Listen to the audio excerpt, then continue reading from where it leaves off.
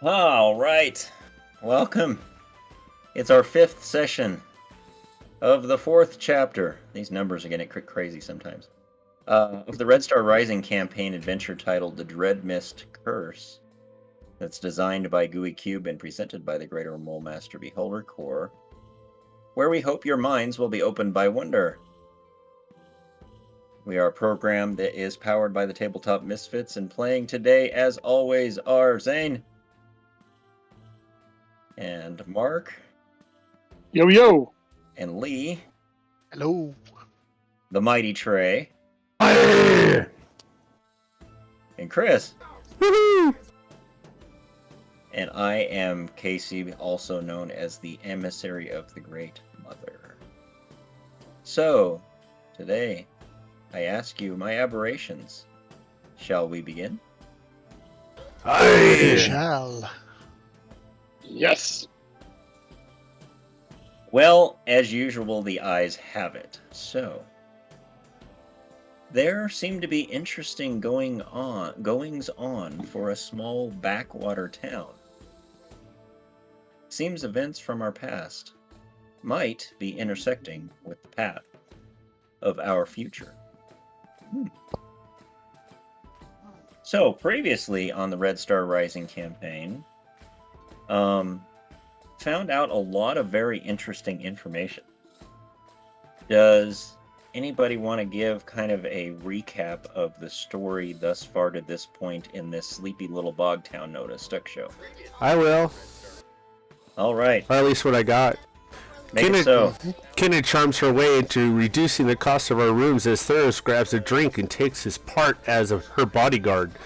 Kimber notices a carving on the table of a pig. Gror helps him remember it appears very similar to the Butcher clan. As Fleegan, Gror, and Kimber sit in the corner with Billy, the priest of Wardane walks by, then returns to greet us. After some polite conversation and invite to the Church of Wardane, the father asks if we are Shizats. Kimber laughs it off and says we ain't from that dirty bunch. Rolls a 19 on deception, 21 total. More conversation about drinks. Wait, what's that mean? I don't know. Such as spiced ale. Fleegan thanks Kenna. Oops, not Kenna in town. Don't say Kenna. Then he heads over to the domes to make new friends. Gror, opposite of that, gruffly turns down a beautifully woman's invite. Yeah, I wrote this and I can't read it. Okay, so our new group is Naranda, Just Flee, Grandin, The Guard, Bob, and Kaza. Finally, we go upstairs and talk a bit. New names are given, and we find the barkeep listening at the door, mayhaps. Kenna returns downstairs with Theros to cleverly speak to each other with the code word. I don't know what that meant, but there was a code word. Turns out the man in the bar by the fire is our contact. We make plans to meet while Gror, Fleegan, and I keep watch. During the meeting, the main worries are the butchers and the Wardane priest. Also, many of the townsfolk may not be friendly. He said, seek the bog witch, meet Fisher Tanner, perhaps not Burke. Tanner is not the fat one. Tell him we want to do some fishing, croc hunting.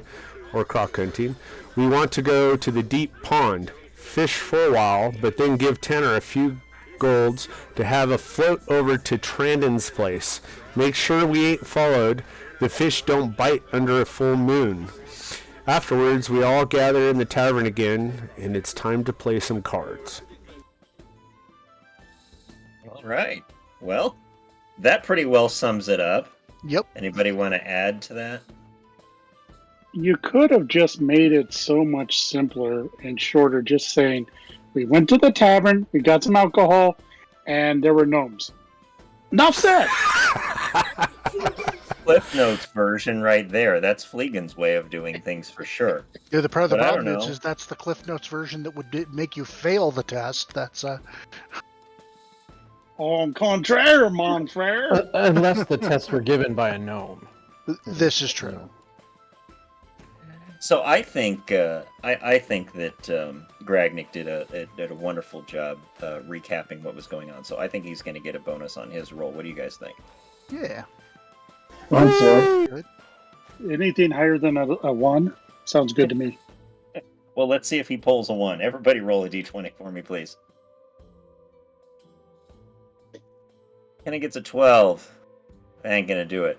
Kember gets the 1. No way. It was that Did you not No. right there. curse me? Theros Ooh, natural pulls the 20. 20. Gror gets a 13. Fleegan gets a 9. No, Gror gets an 8. He rolled Yeah. again. All right. So Kember, roll that dice Yeah. again. I'm gonna give you a bonus. I'm just gonna give you advantage on that. roll. Advantage, yes, because There we go. I think I got cursed. If you roll another 1, that's it. I mean, we just know. Yeah. Okay, at least we know it's working. Theros, guess what? You're a winner chicken dinner. Roll on the GUI reward table. Sulios' youthful vitality. To use this reward, you may add up to 2d4 to an acrobatics or athletics check. Wow. Wow. So add that 2d4 to your athletics check. That's going to be fun. So he's not only I'll take it. That makes me pretty much undefeatable for at least 1 check on athletics. Grappling like unless a you roll mug. really, really low. Yes, well, yeah. Of course, if you roll a 1 at that point, don't even bother rolling the 2d4, so... Yeah. Right. Right. So before I forget, let me give you that. But even with the 1 and then 2 plus 2 on that, that would give me 9 as a minimum. Gror actually has one of those too. Hey, maybe we can go wrestle. Yeah, that may be useful for that. So, all right. Hey. Well, a couple other things to just highlight along the way is that there seems to have been a murder in town, and nobody's really quite sure exactly what the true story is for that.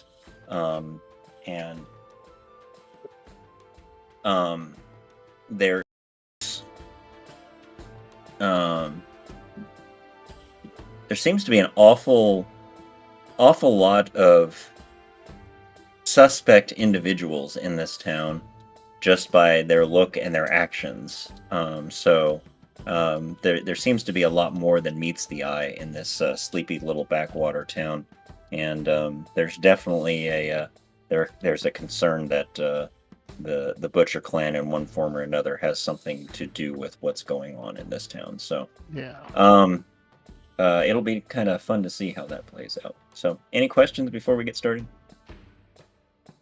My notes say that this whole town is flammable. I just wanted to be sure that was correct. Well, considering it's right on the swamp, probably not. Probably so much not so. so much, yeah. You know, It's not maybe in the they'll- swamp.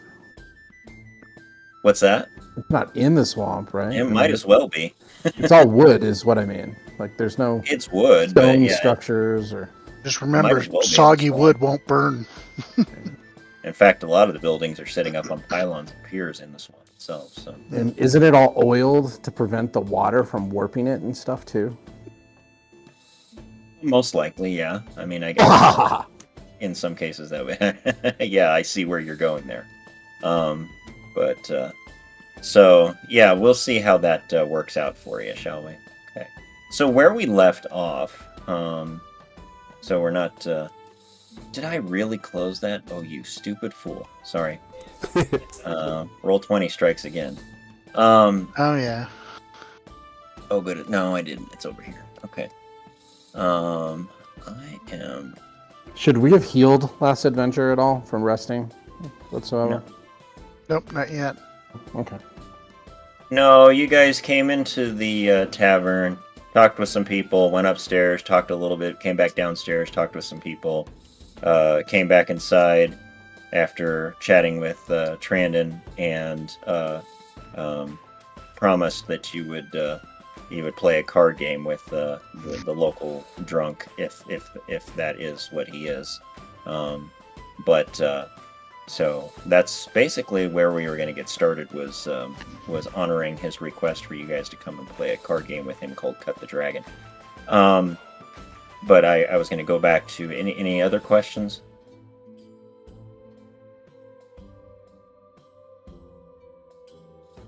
No? Nope, I'm good. All right. So you guys had your little discussion with Trannon outside. You came back into the tavern.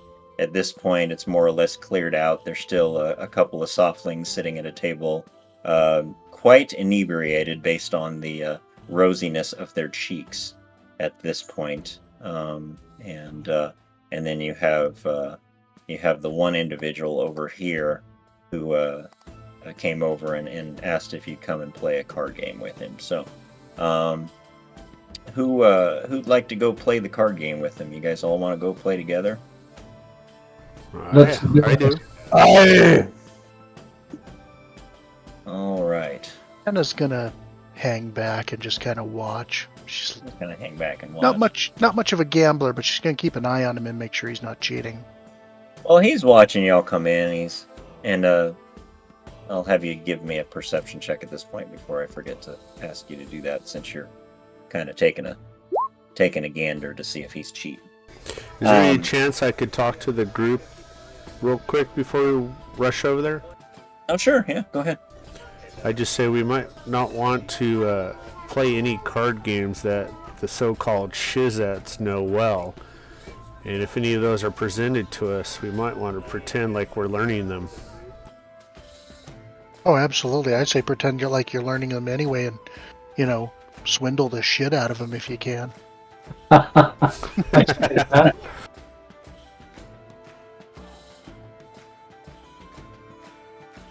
Anything else? I don't think there's any card games that are specific to the Shizat. Are there? Hand of the Hanatas. Hand of the Hanatas, okay. Just don't play that one and we're good. Pretty much the rest of them are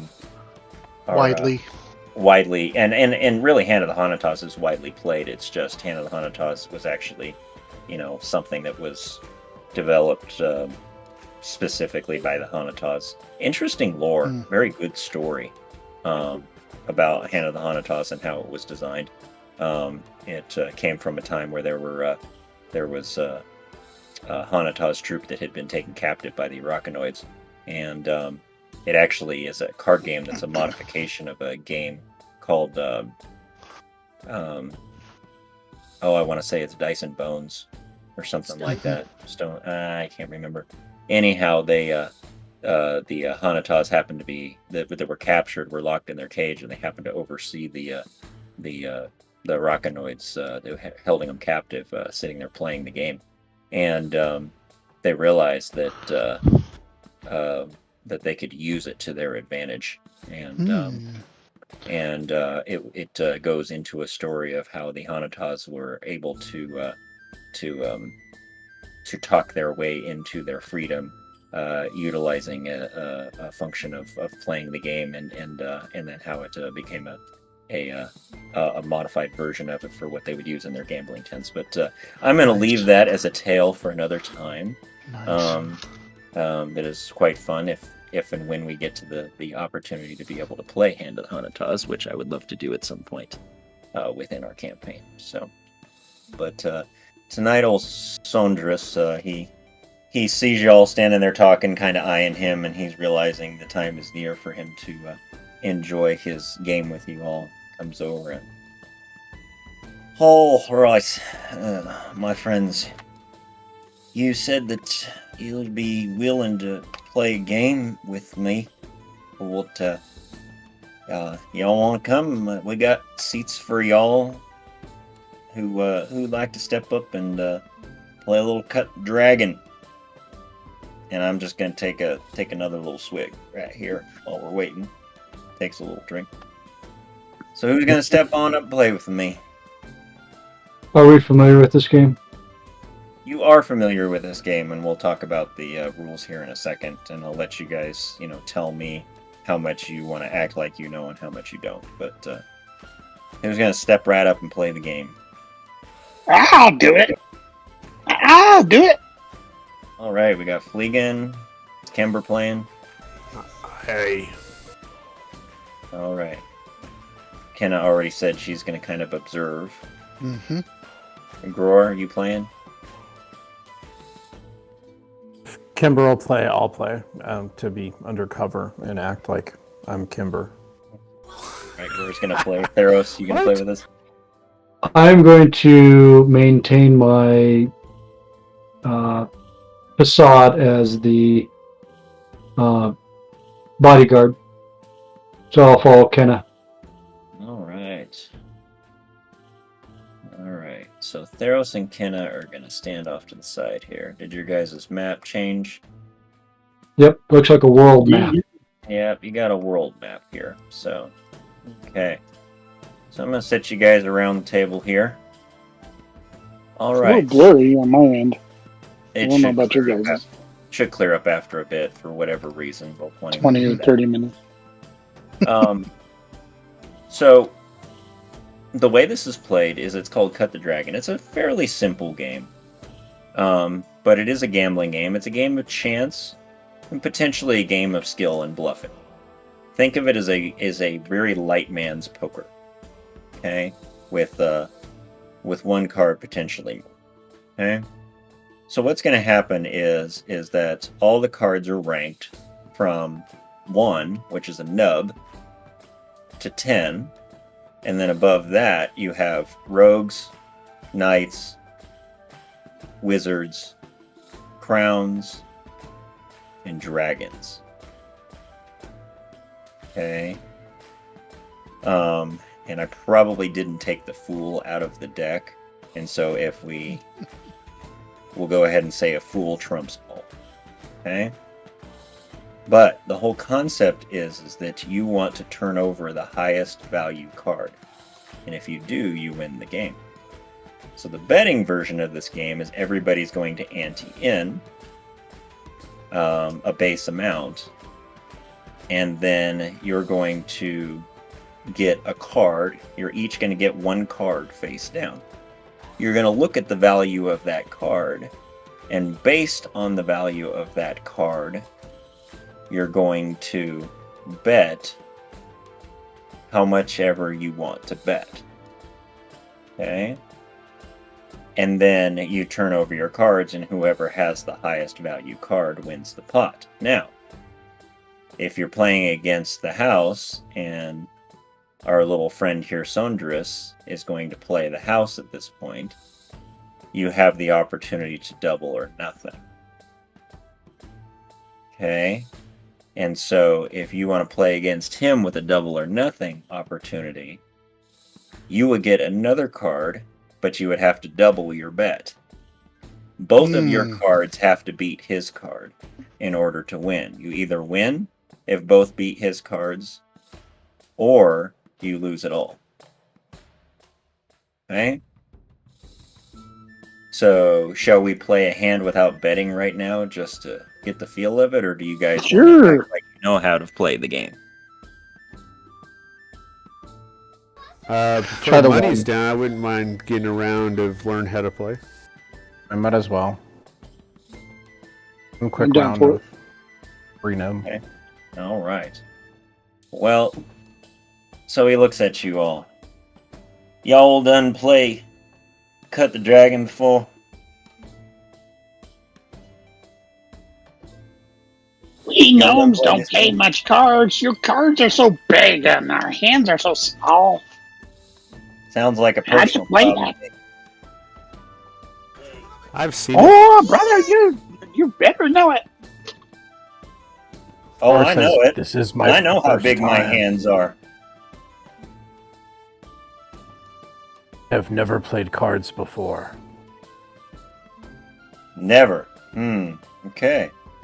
Gives you a little, it gets a little twinkle in his eye and gives you a little wink. He interestingly just sobered up instantly. Mm-hmm. All right.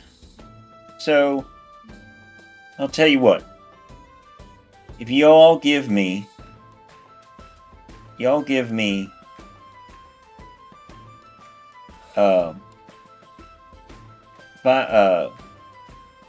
each of you give me 1 Sylv. I'll teach you how to play this game. Why don't we just play? Well, you want me to teach you how to play the game? Or you just want to play? Well, I fear we just play, and then you can teach us as we play. Is it not going to be a fair game? Do you need to tell us more first? Well, you done calling me a cheat? I'm asking you if there's anything that we would have to pay for first. Well, I'll pay to teach you how to play the game. If you don't want to pay to teach it, if you don't want to pay me on how to teach the game, then we can just go ahead and play right now. It's your choice. I mean, do these things for free. I mean, I got belly to feed. Yeah, Kimmer's holding this silver, but he's waiting to see what the others do. The gnome said play the game. I'm with the gnome. All right. Well, it sounds like 2 of you want to just go and play the game, so how about we just go and play the game? All right. So, go ahead and give you guys some chips here. Okay. The ante's going to be 10 Sylphs. I need a drink over here. A little high. And seems expensive. In the gambling tents, what was the usual starting for this game for the crowds? Sylph. A Sylv, okay. Yeah. So So he's the ante's going to be 10 games. Sylphs. Any bet needs to be at least 10 Sylphs, if not more. So I'm going to throw a pile of chips on the table here. I am not a professional gambler. Well, I never asked if you was a professional gambler. I was asking if you want to come play the game. So how about we come play the game? Not for 10 sylphs, no. So you're not playing the game with me? Not for 10 sylphs, no. Alright, well you can just sit on the side over there and I'll play your gnome friend over here and Mr. Stoneface.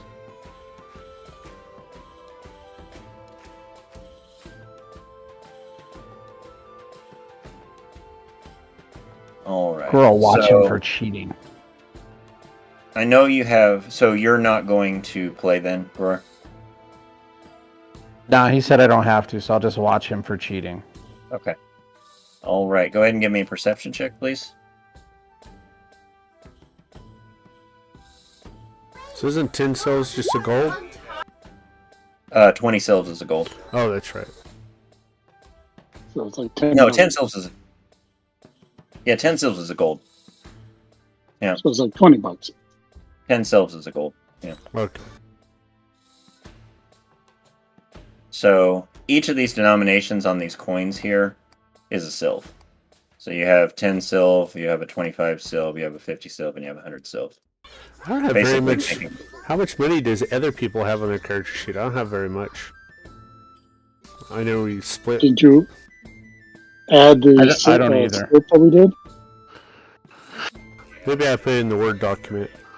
Yeah, because you should have about 100 golds at this point. So You should have 7 platinum, 68 gold, 59 electrum, and 12 sylphs, and then some CP.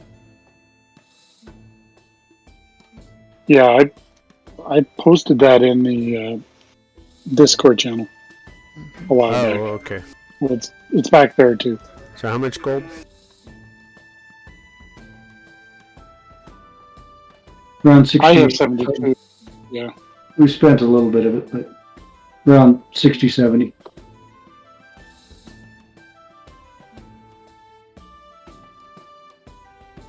So I will throw in 10 silvers, but I will do it one at a time, like I'm trying to figure out how to count. 1, 2, 3, 4, Welcome to Sesame Street. 5. One shiny sylph. Two shiny sylphs. All right. So, Fleegan, you can stick that that coin in the pot if you want to. You should have. No, I access. can't. It won't let No you do it? No, I nothing. thought I had activated those for everybody. Apparently not. All right. You can see them, though, right? Aye. Yeah, we can see him. All right. I thought...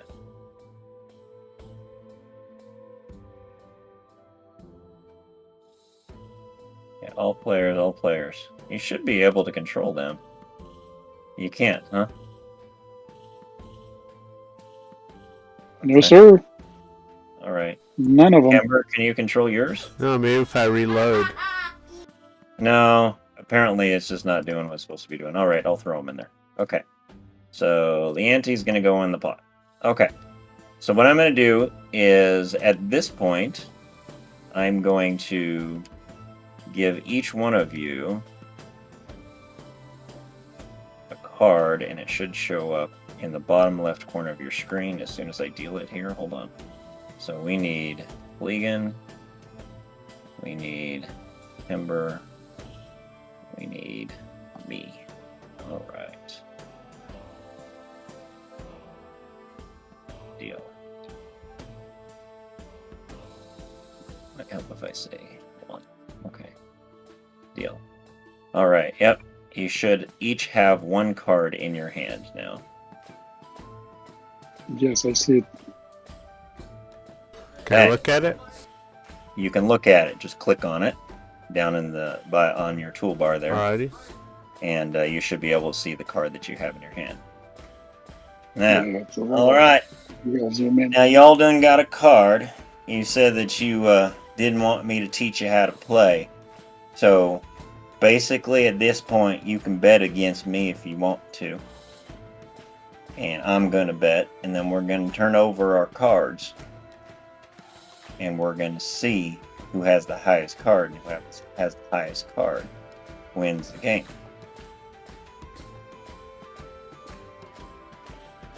So, Gnome, what do you want to do?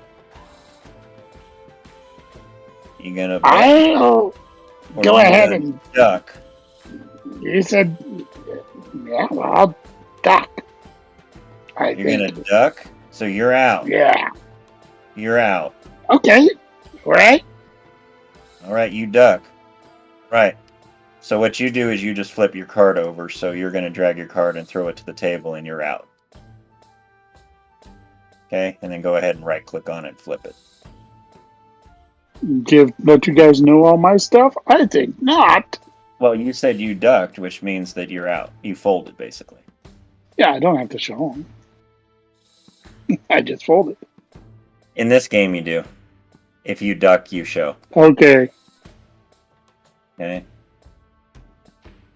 The only person who doesn't end up having to show is the person who bets and wins, and if nobody buys him out. Does that make sense? Yeah. Okay. All right. Well, he's done gone. Things are looking good for me. Now, you over there, I call you Stoneface. What are you gonna do? You gonna bet? You gonna duck? Well, since my friends didn't give me time to learn the game, I'll stay in, learn the game. Okay. How much money you gonna wager there? Well, I'm gonna see if you wager. I ain't wagering. It's you're the one who gets the wager. Do I have to wager right now? Yeah, or you can duck and I take your Oh money. no, I'm gonna stay in. So I'll put in my 10 silver. Okay. So you're gonna wager 10 silves, huh? Okay. Alright. I'm gonna go ahead and I'm gonna see your 10 silves and I'm gonna raise you 25 silves. Wow.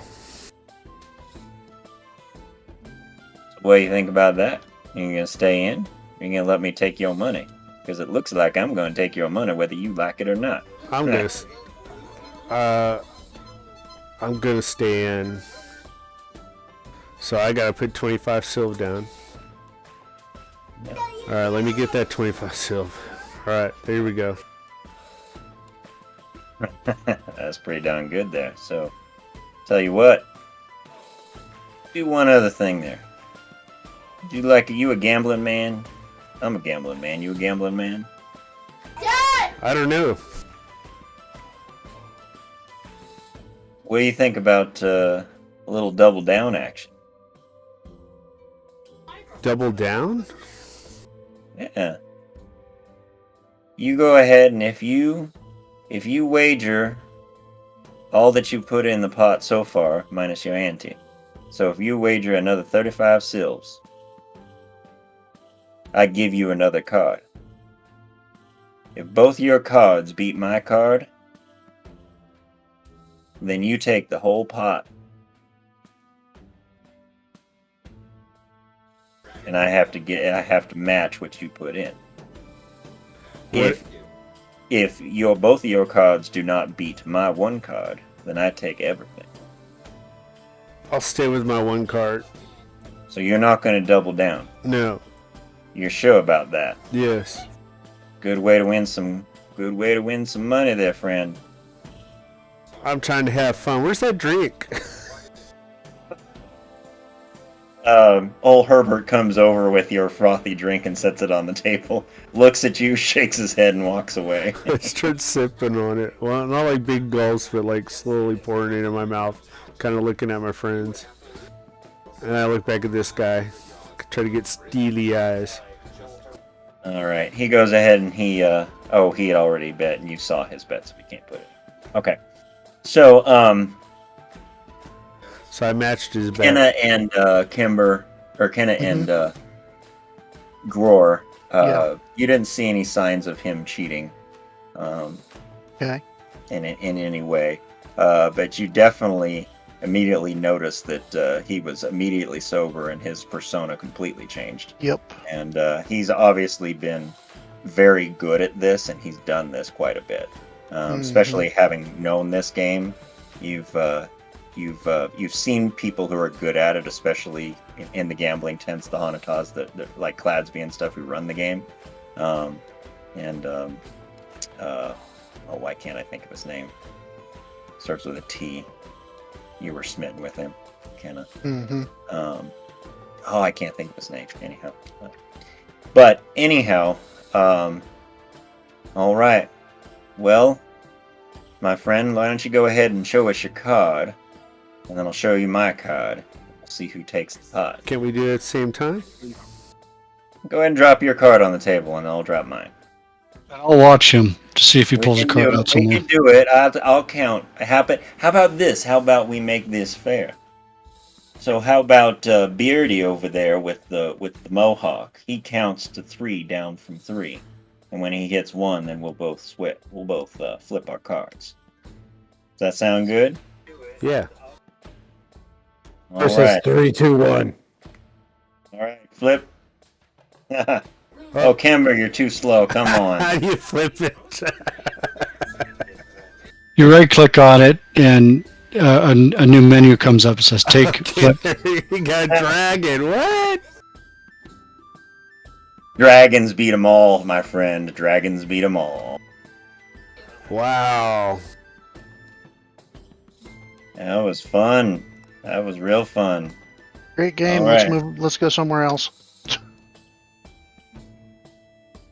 All right. Who wants to play again? Y'all ready to come in and play? I'm an honest man. I just got lucky. I got the dragon. I'll do it again. Right? So he grabs all the cards back. And he shuffles them up. Well, I took Still really 4.5 watching. gold off my character. Alright, empty 10, so 4.5 gold. Well, it was 40, 45 silves. yeah. plus the 10 ante. Yeah. So It was 10 ante, yeah, 10 40 debt, yeah, 45, 25. So 45, yeah. yeah, Yeah, 45. Yeah, 45 silves. So, yeah, that's what, 4.5 gold. Yeah. Yep. Yep. Alright, All I'll put right. my 10 silver back in. Anybody Not else really want to watching play? for cheating. No, just enjoying watching for Yep, cheating. just watching for cheating. All right, go ahead and give me another roll, Kenneth. Oh, I want to watch as well. Okay, you can give me a roll too. Watch your own purses.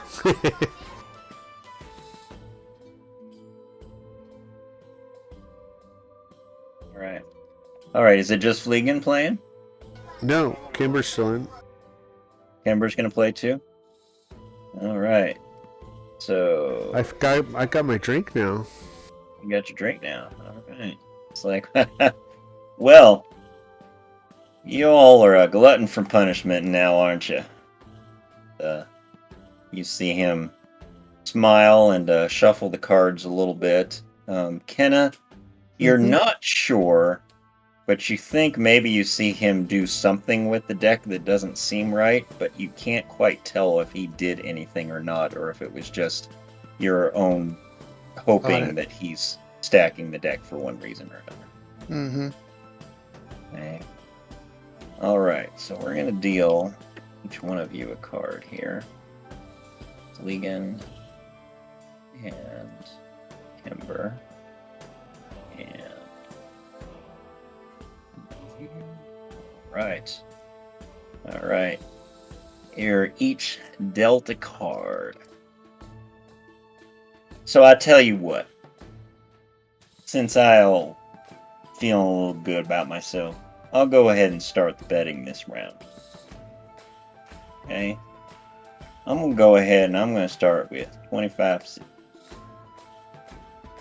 He looks over at you, Fleegan, and gives you a knowing glance, indicating that it's your turn to determine if you want to duck or you want to wager. I think I can afford 25 silvers. Oh, I'll come put on. 20. Oh, come on. 25 silvers Your in. friend over here seems to have enough. I'm looking at No, I said I can afford it. I You will go can't ahead afford and bid. I Well, have it. Apparently you had much to drink because you must have slurred because I didn't think I understood what you were saying there. So all right. I'm excited about that. So how about you, my friend? You ready for me to make it 2 in a row against you? Looking at you, Kimber. I don't know. I saw my friend duck out on this. I'm going to duck on this one. You gonna duck? Okay, throw your card on the table and flip it. Well, sometimes you win and sometimes you don't, so we'll see what we can do with your friend over there. Yeah, not really thinking that that's gonna be that great of a card, so it was nice taking your money, my friend. All right, so I guess it's my turn again. I'm liking this a lot. I'm liking how you guys play here, and I'm thinking that I need to go ahead and put in just a wee bit more. What do you think there? How come he gets to bet Small twice? fry? What's that? How come he gets to bet twice? He bet first. Mm-hmm. He bid Fleegan first. saw his bet. Grog, So, Kimber ducked. his Oh, you know call. what? No, he called it. Yeah, that's right. Yep. Yeah. Okay, so he does that. Do you call him out? 25 silver? Oh yeah, no, Lord, I'm like, you fucking don't get to rich. bet twice. I don't believe, sir. and Gror say he called you. Oh yeah, you know, Mhm. you's right about that. Sometimes I got to forgetting where my place was. So, right, yeah. So I'm just gonna go ahead and slide that coin back down in there. But I'm gonna say, double or nothing's not a bad idea in this case. You never know if you're gonna win. What do you think, my friend? You want to double that up? I try to catch Fleegan's eye and shake my head slightly. Oh, man. Fleegan's got to do it. Mm.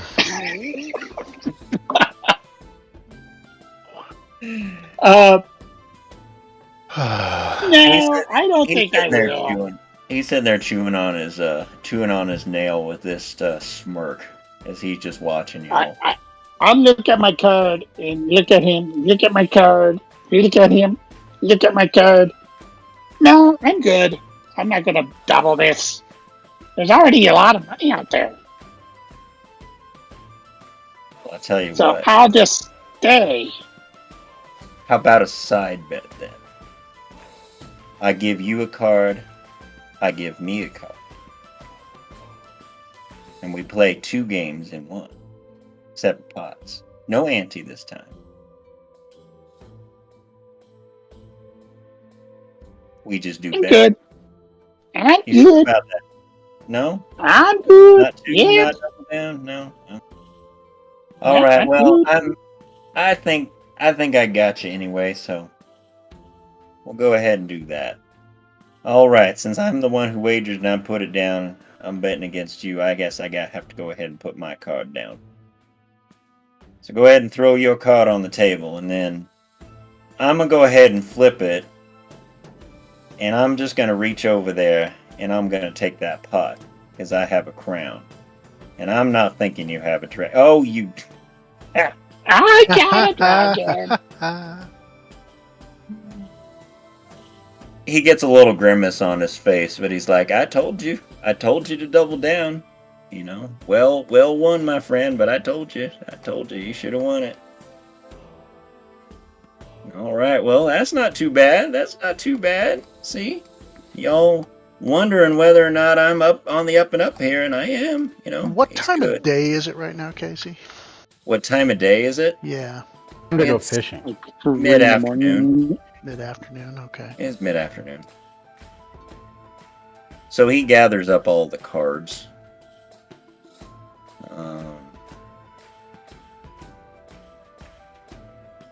And as he gathers them up, he gathers them all up and he shuffles them around a little bit. All right. Well, what do you say, friends? You want to make it a third try, or we wanting to move on from this? I'm having fun. You know, I'm still up a little bit. I mean, you took some of my money, but I take more of your money than you took my money. So, Fleegan, you got what was that? 80. 50, 60, 70, 80 silves back into your pocket there. Not a bad hole there. I think 35 of it was his. So Yeah. he made like I'm just- 5.5 I'm kinda letting gold. him That's know. not bad. Yeah. And while he's doing that, while he's kind of trying to draw you into a new game, let's go ahead and move you guys back to the tavern here.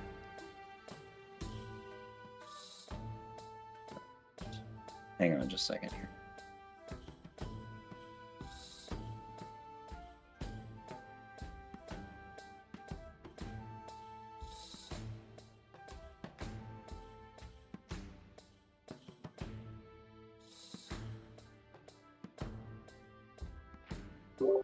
All right, sorry about that.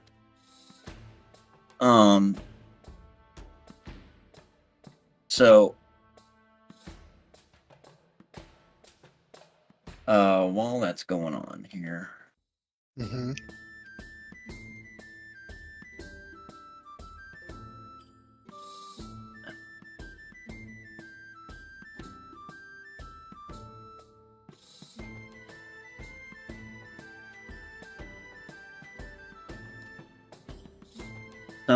some people are going to come into the bar.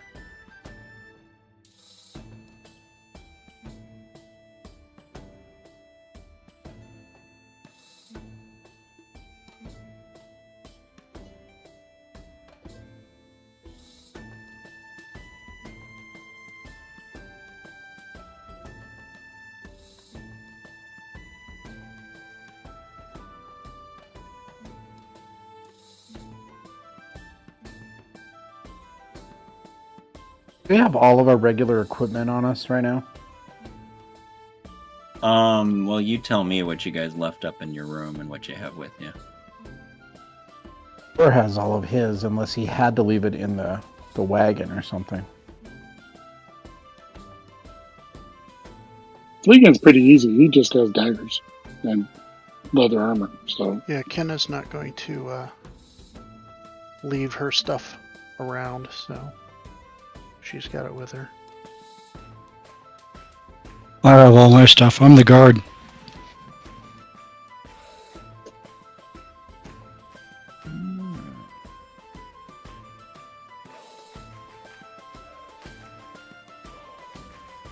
Okay, so while he's talking with you, into the bar walks an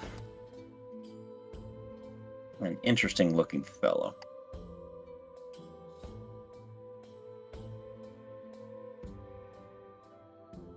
Show you a picture of him here real quick. If I can find it. There it is.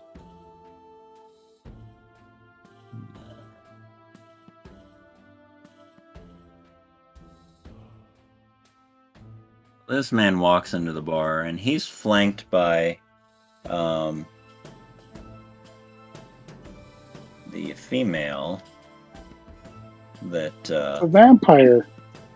that had walked over and tried to solicit Gror with her friend that was sitting with her at the table when you guys were there, and then a couple of other individuals, each sporting a weapon. Let's see.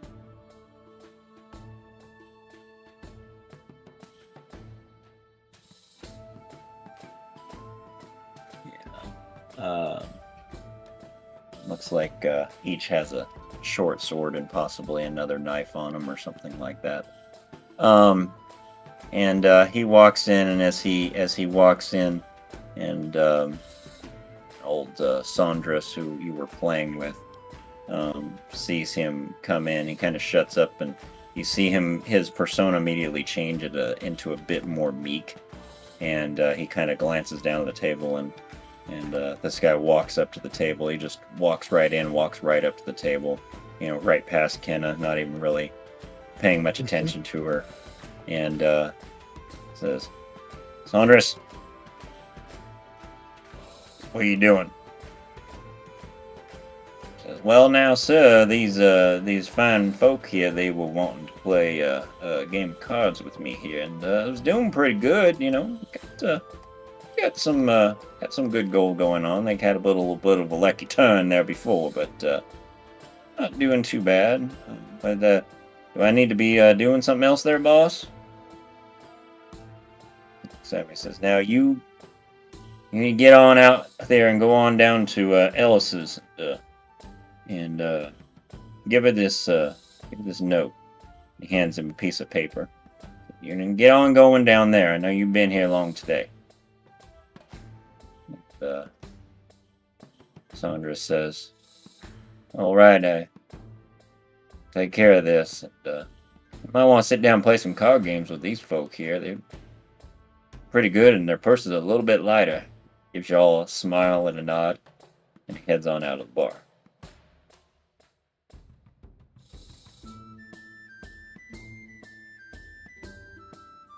And then this guy right here, he looks up and he looks around at each one of you, kind of analyzing and assessing each one of you. Does anybody do anything while he's doing that?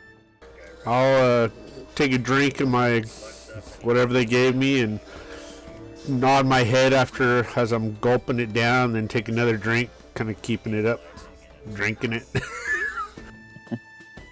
Drink. Wait, take a drink. Drink. Wait. I will stack up, 35 silves, and slide them over to Cranber and say, "Here you go." I smile, laugh. Oh, thank you. All right. I'm scoping him out as much as he's scoping us out. Okay. And I'll take a defensive posture in front of, or near Kenna.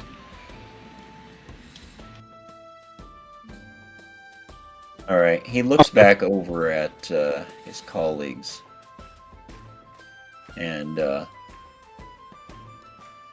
gives them kind of a head nod, like, back towards you all, and The female smiles and looks at Kenna and looks back at him and winks. So he turns around to Kenna and he says, "Seems as if you might be the one who speaks for these folk here who've come visiting our fine little town. Is that true?" We're passing through. I have a tendency, as I have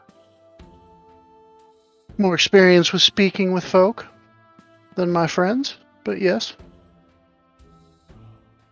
We have a few things that we were hoping to sell before we moved on.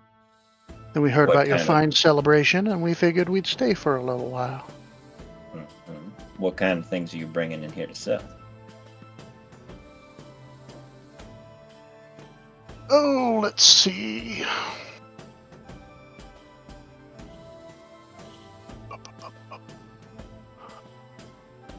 We have some weapons, fur cloaks, daggers, some sundries, tinderbox, straight razors, shaving kits, things along those lines. I think old Ellis down at the trading post has most of that kind of stuff. If anybody needs anything, there's not much special there. You coming to visit with Ellis and try and stock up her wares, or are there other means and reasons why you might be in this place? Nope. Just passing through. Find that quite interesting, considering the mighty fancy-looking wagon that you have stored over there at Otis's place. Sure there ain't some other reasons why you might be on in here in town? I do work for the powers that be here at town. Don't look kindly on people not really telling us what their real business is in this place. I will be 100% honest with you. We were chased off the road by bandits. We found a sign that indicated that there was a place that we could rest and recuperate, possibly sell some of our wares. So we continued in this direction. Well, we ain't along the King's Highway. We're a far bit off the beaten path, if you do understand what I mean. I'm I still do. not really necessarily buying this. I'll give you one last chance. You tell me what you're here for, or I need to be making a little bit of trip on over to talk to the constable. I'm not sure what the constable would have to do with it. We have not broken any laws. Gore says No. she was clear. She said we were chased here. We fled and continued, and now we're here.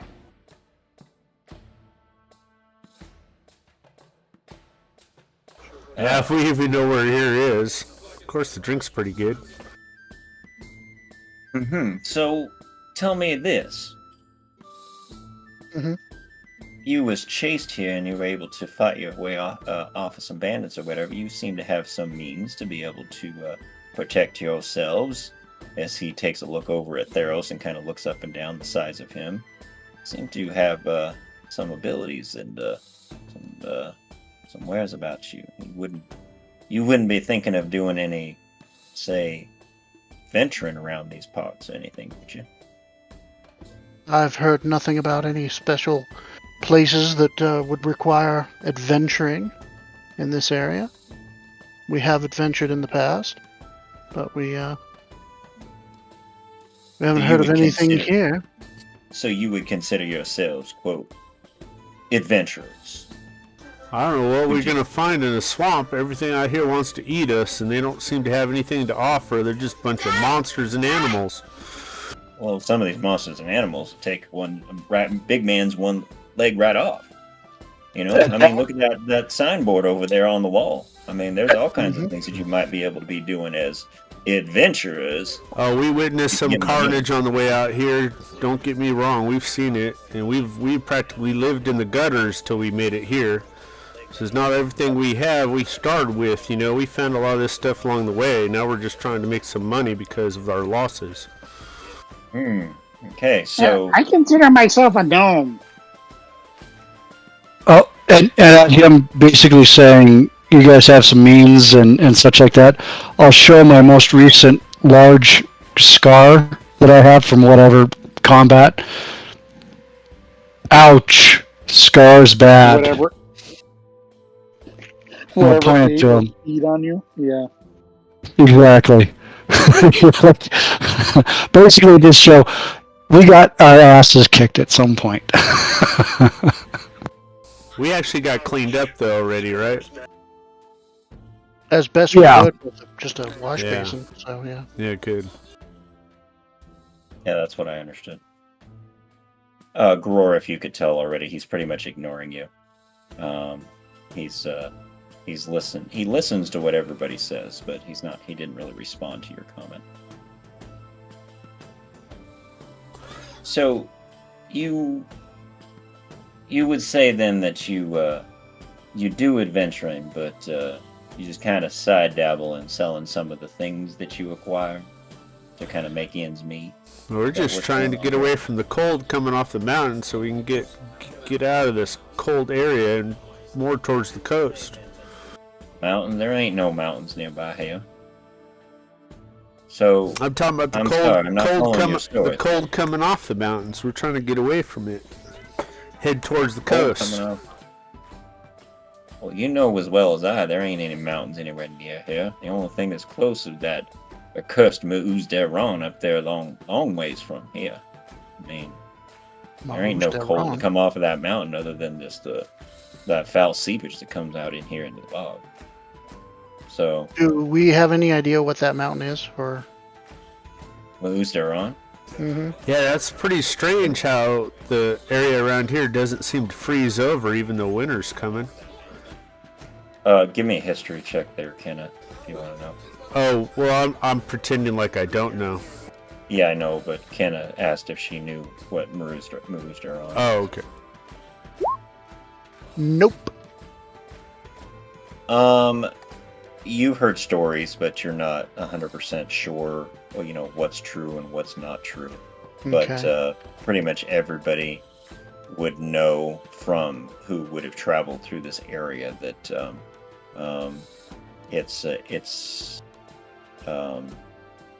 it's rumored to have been an ancient Aethernic floating city that at the woe turned over upside down and crashed to the ground. Oh. But beyond that, what it is, what may be there, what's coming from it, things like that is all speculation in your mind. Got it. Okay. But We have been known it's like a lone mountain that Yeah. the headwaters of what eventually creates the Mistrewn River that comes down that then runs into the bog, where all of those waters come from. Okay. We have been known to adventure in the past. We are not in need of desperate employment right now, but we did hear from Otis about the festival, and we figured that we would stay for a couple of days. Okay. Well, I'm glad at this point that we're getting our story straight a little bit here, and it's good. It's good that you're letting us know, because the powers that be in this town, they be some dangerous folk. Wanted to let you know that as adventurers, if you're gonna be doing any adventuring, say in this area, again taking some of these jobs that might be offered you or anything like that, on the signboard there or anything, since you're gonna be here for a few days. You want to make ends meet, or you're going to be selling some of your wares in this town and stuff like that. We have this thing called an adventurous tax. It's 5 golds per head plus 10% of any treasure you take, or any While we're bounties here. that you get while you're here. I see. You pay that fee, I give you a little writ here that allows you to be doing some of that adventuring, but I make sure that I'm taking that. So y'all plan on doing any adventuring around here? Wasn't Well, the plan. If we come across that idea, I guess we'll come to you and pay it. But I think we were just looking for some food and drink so we can continue our travels. But to get that, we need to find where we can sell and buy. So he reaches over Oh. and he grabs the hilt of his sword as you're talking about that. You don't understand what I'm saying here and how this works. It's not that you all going out there and doing some adventuring and then coming back and buying a certificate. No, what the deal is you go and buying an authorization from me right now. Then you can go doing your adventure thing. I ain't been born yesterday. So now, the tax being 5 golds per head, and then I give you a little writ, and that is a bit of a contract that says any of your takings off of those adventurers, then we get the 10% of that. I see. Am I making myself clear? And he's looking at you, Kim. See? Oh, stop talking. Yeah, I just put my finger up when you start to say something again. I'm like, so what you're saying is that regardless of whether we adventure, because we are in the past have been adventurers, that we owe you money now to be in your town, even if we don't intend to adventure. Well, since you're being adventurous, I know that things could happen. He puts a stress on the word could. And if things could happen that would be considered adventuring, you'd be liable for them tax. Things wouldn't go rightly for you if you don't have that certificate.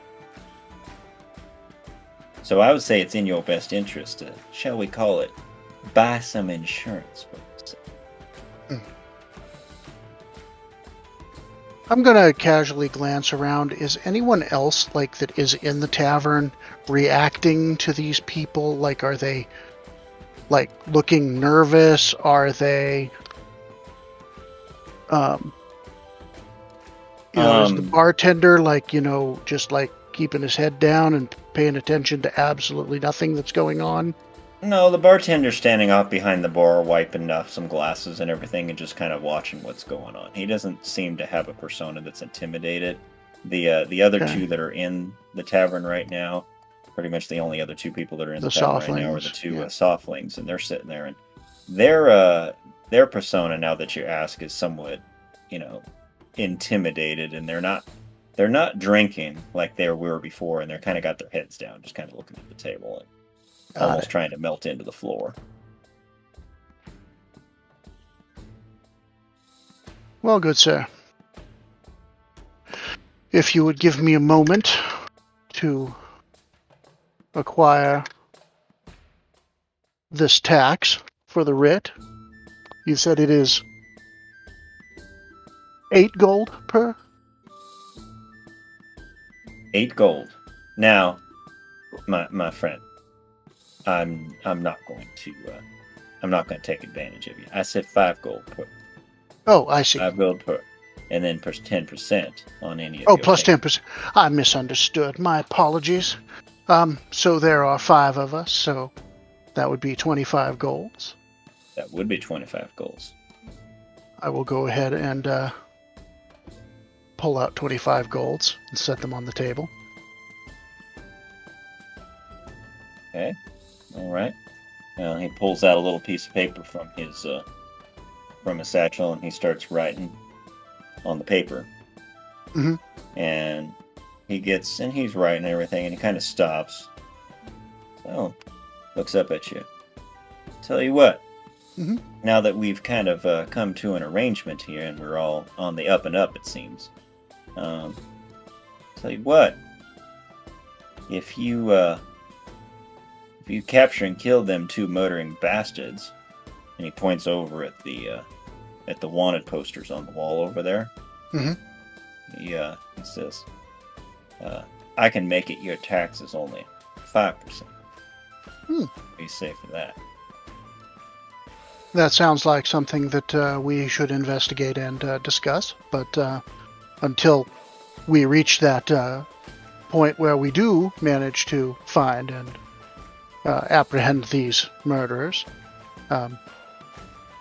then I understand until that happens, we would be at the 10%. So I will agree to the 10%.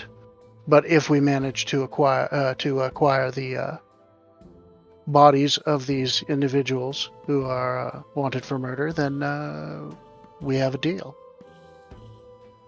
You can bring them in cold or you can bring them in hot. But I don't really much care exactly how you bring them in. If you're able to bring them in, then we'll work a deal out. Understood. So I'll take you at 25 golds. And he finishes writing on the thing, scribbles what looks to be a signature on it, or a couple things, and hands you the writ, which plainly shows that you are authorized to engage in any such activities that would be considered adventuring, whether that be taking bounties from any local personage or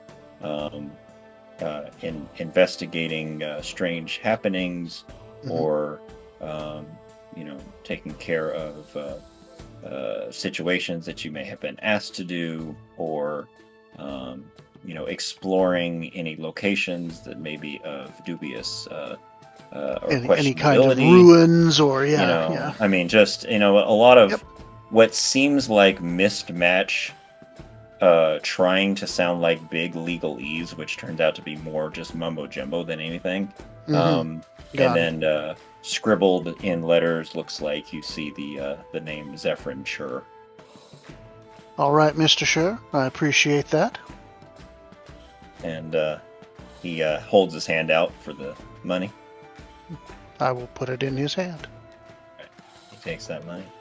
Well, you all seem to be quite intelligent folk, and I wouldn't say that it was a pleasure doing business with you, as I had to work a little bit to actually get the true story out of the mouths, but I will say that you've made the right decision in these parts. And if you're going to be around here for a few days before the Peace Festival, you're taking the right steps forward to making sure you're not getting on the wrong side of the powers that be. Understood. Okay. Theros is savoring the idea of taking that 25 gold back from his cold, dead hand later.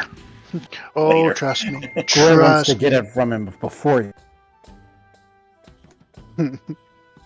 Believe you me, that is definitely. I am buying us time, is basically what I'm doing. So. Through this whole exchange, Gror, can you give me a description of what you're thinking and or doing? Vacantly expressioned, contemplating my grudge and really not giving any indication of how much hatred I have for him or how much I was laughing at his threats. Okay, give me a deception roll, please. Oh, Lord.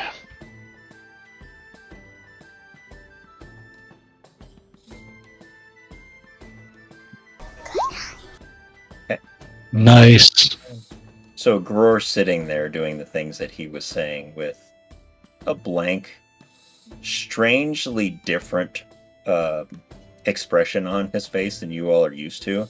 In fact, Fleegan, you actually look over at Gror because you know how sometimes he can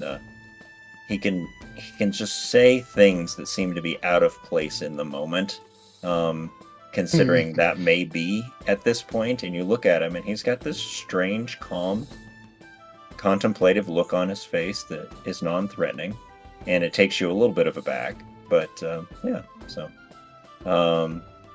Zephyrin then turns and gives each one of you kind of a deep look. Just looks you in the eye. If you knew any better, you think that he was sizing each one of you up mentally, looking for some indication of intent. He's rolling a insight check, if that helps Got it. describe what he's doing. We should intend to go fishing Hmm. right now. Fleeting gives him the best gnomish grin that he can do. Which always looks like he's hiding something. Exactly. Theros will give him basically his well, not his standard, but his standard "I'm an idiot, dummy" look. When he's looking at you or whatever, and you give him that look back, he gets this smirk, and you would detect a sense of,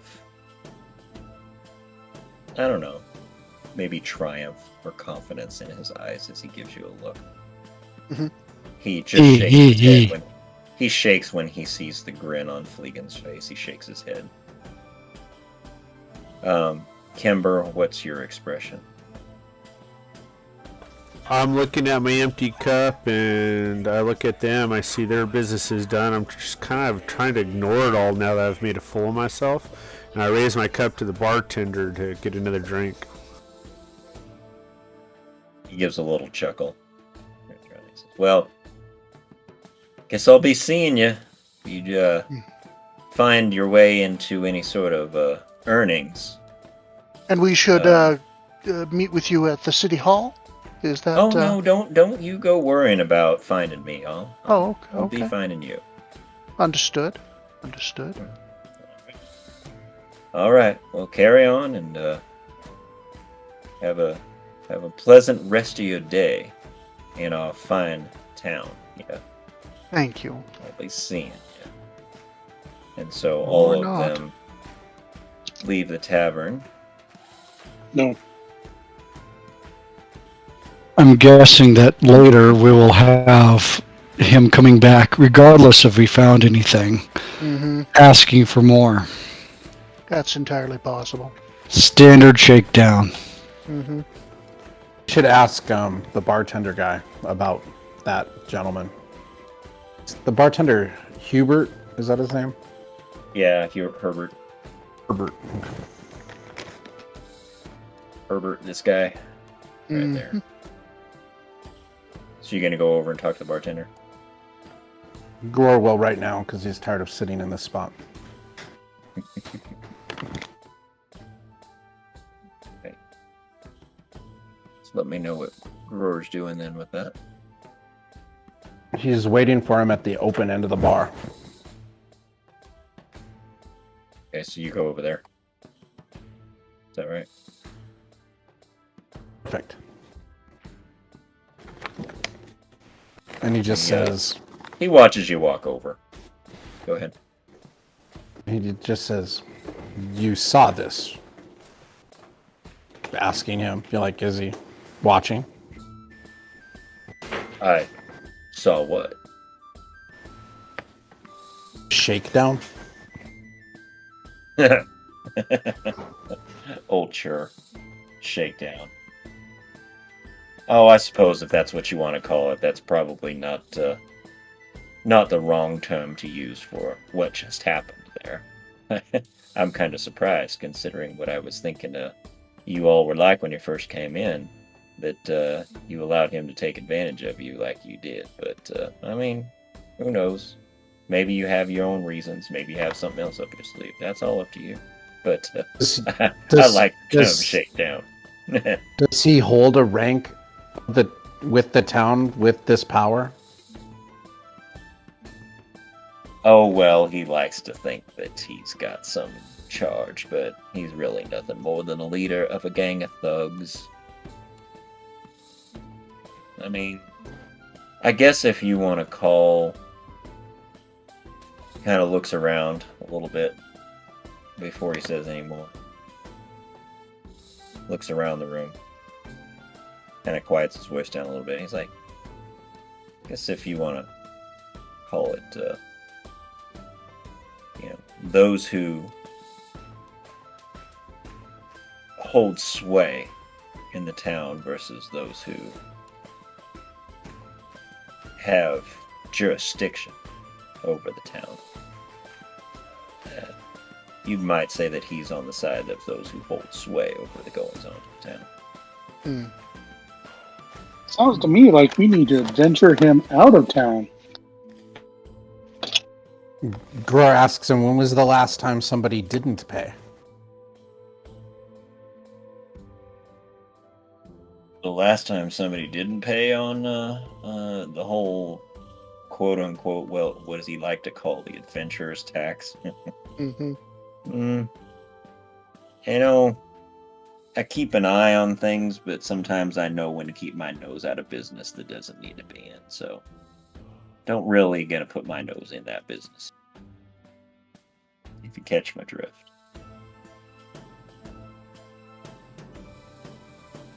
So you've never seen happen what you expected to happen? Where somebody would refuse him? Well, I've seen people refuse him. But what happens thereafter? Like I said, I keep my nose and lips from getting involved in things that don't really involve me. I'll just leave it at that.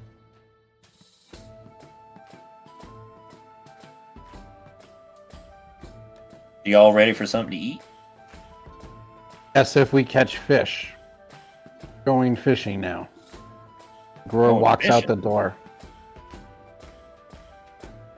So you walk towards the door to leave to go fishing? Yes, the door we came in originally. Right. Guess I'll take you to go.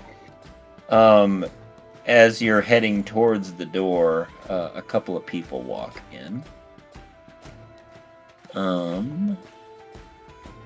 Anybody else saying or doing anything before Gror finishes talking to Herbert there and walks out? No plan to do so.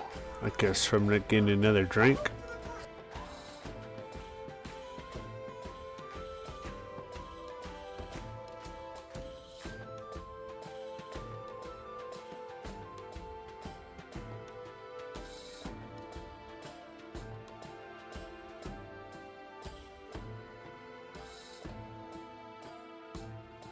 Right. I guess we better get Kenna's money back, huh? Not worried about that. Immediately. But perhaps sooner or later. Yeah, Alright. I have a feeling In that it will walks eventually happen. So these two individuals.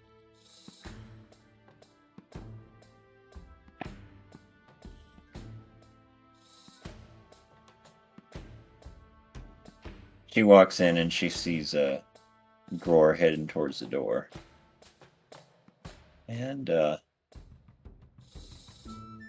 she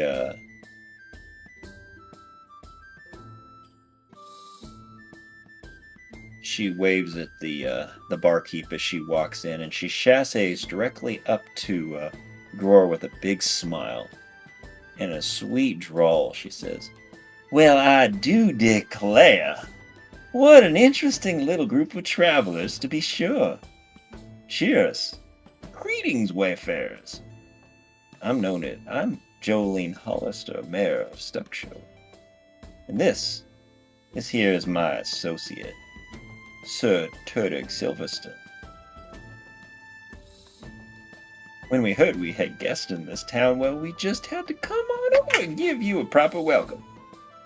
Now, who might you be, my darlings?" Kazakh. Kazakh. Oh, that's an interesting name. Where you from there, Kazakh? As if you're kin to my associate over here.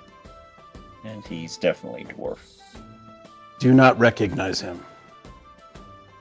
Well, there are a lot of your folk in this world, are there not? And she kind of elbows the guy with him, and he just kind of gives a little bit of a grunt. He's a brawny dwarf. He's got active eyes. He's got a very light complexion for a dwarf. He's carrying an axe, and that's attached to his belt there. He's not wielding it. And he's smoking a long-stemmed pipe as he walks in. She notices your short demeanor as far as is not really being a man of many words, and that's not really to her way of doing business, as it were. So she looks around at the rest of you and kind of smiles and says, "Well, I tell you, I just wondering who you all is, because you all good, mighty fine folks of this town. It sounds like you've found your way here because of some difficulties upon the road." Yes, we need rest and we want to go fishing. We hear you have fabulous fishing here. I want to go fishing out in the bog.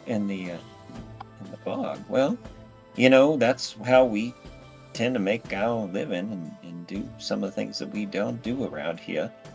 So fishing is a thing that you can do. I'm not sure why you would come all the way off the beaten path to come down to a place like this to do some fishing. I mean, there are cockafrogs and cattigators and other things out there in the swamp. If you have the means to be able to keep yourselves from harm, I would guess that that wouldn't be a bad idea. But I will say that if you're going to be going out and doing some fishing, maybe keep an eye out for the old that old bastard Hell's Cat, and take my dog Sweetums. I'm right bit upset about that. Still, she starts to choke up as she's saying it. She fans herself. He pats her lightly and says, "We will avenge him given the chance." When you reach out to pat her... Sorry, go ahead. But hopefully we just catch fish. Yeah, as soon we as came you to your reach town out... because it's quiet and safe. Sorry. That's okay. I'm sorry. I didn't know you were done. Is she human? Mm-hmm. Okay. When you reach out to pat her, immediately her associate flinches, and he puts a huge, much larger than you'd ever seen, especially to the size of the individual, meaty hand on your shoulder, and gives you a cease and desist glare.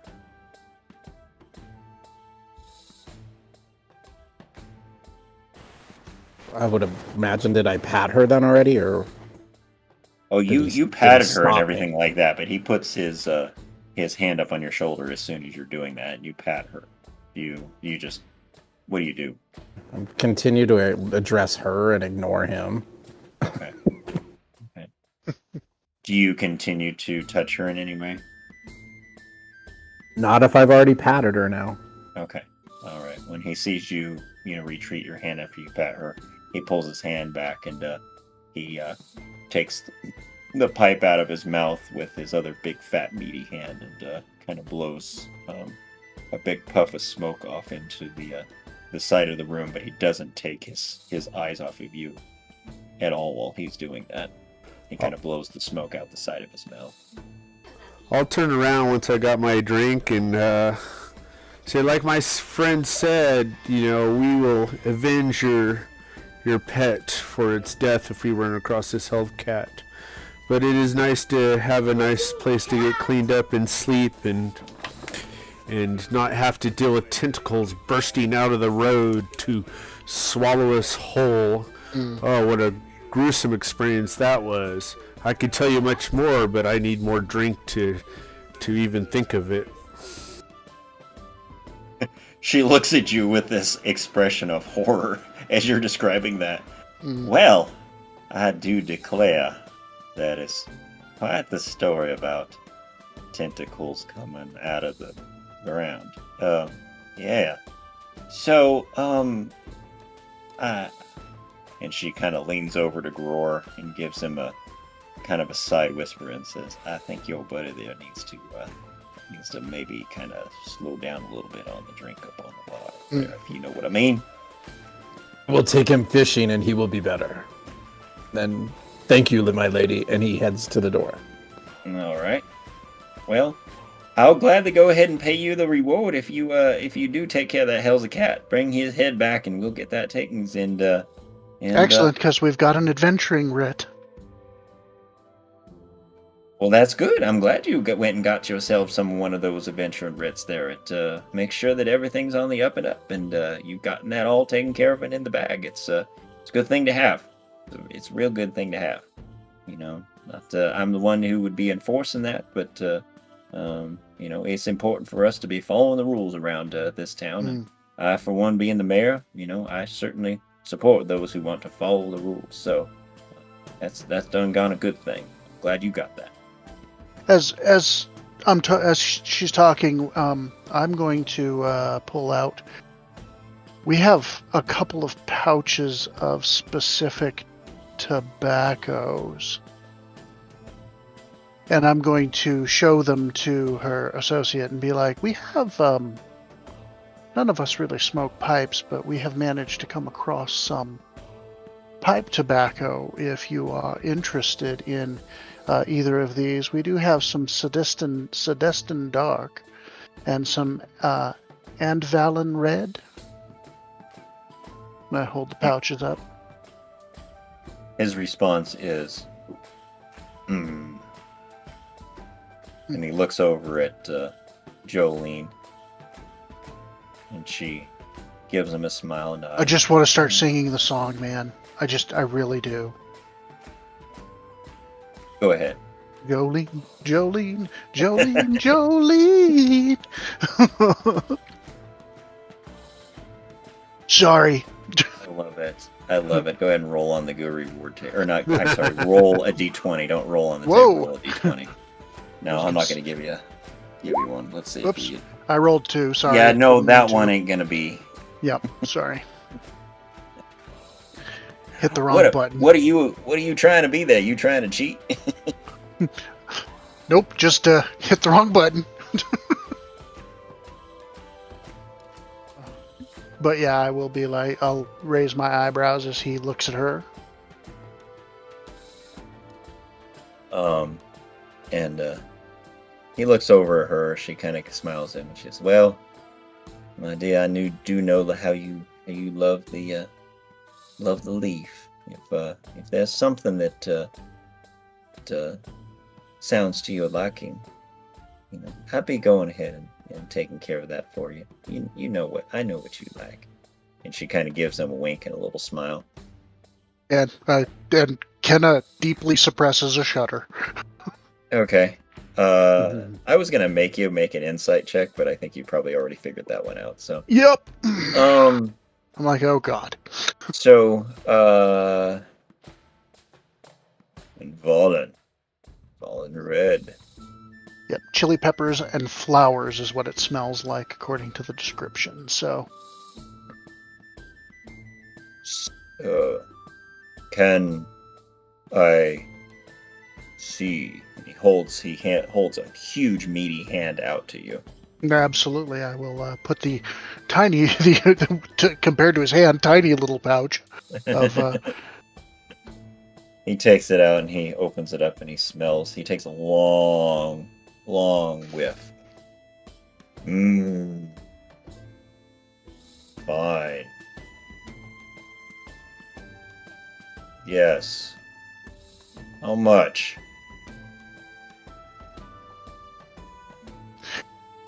Would I know how much this stuff normally sells for?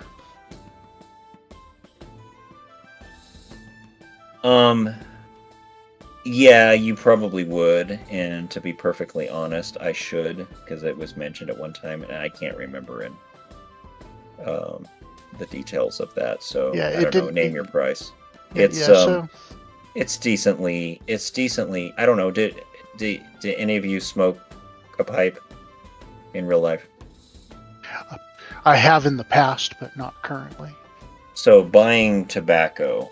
Yeah. You know, buying a fine-ish tobacco. I mean, not like, you know, super amazing high end, but a fine-ish tobacco. You know, how much would that cost for a small pouch of that? $20, $30, something like that. Yeah, probably about $20 for a good amount of a decent Okay. pipe tobacco. So a gold. $19.99. Yeah, so gold. Yeah. $19.99. So So, a gold. Yeah, a gold. One Yeah. gold. Fair price.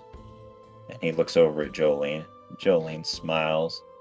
She reaches into a pouch and she pulls out a gold, and then she reaches in and she pulls out 2 silves, and she says, I do appreciate you taking care of my friend here.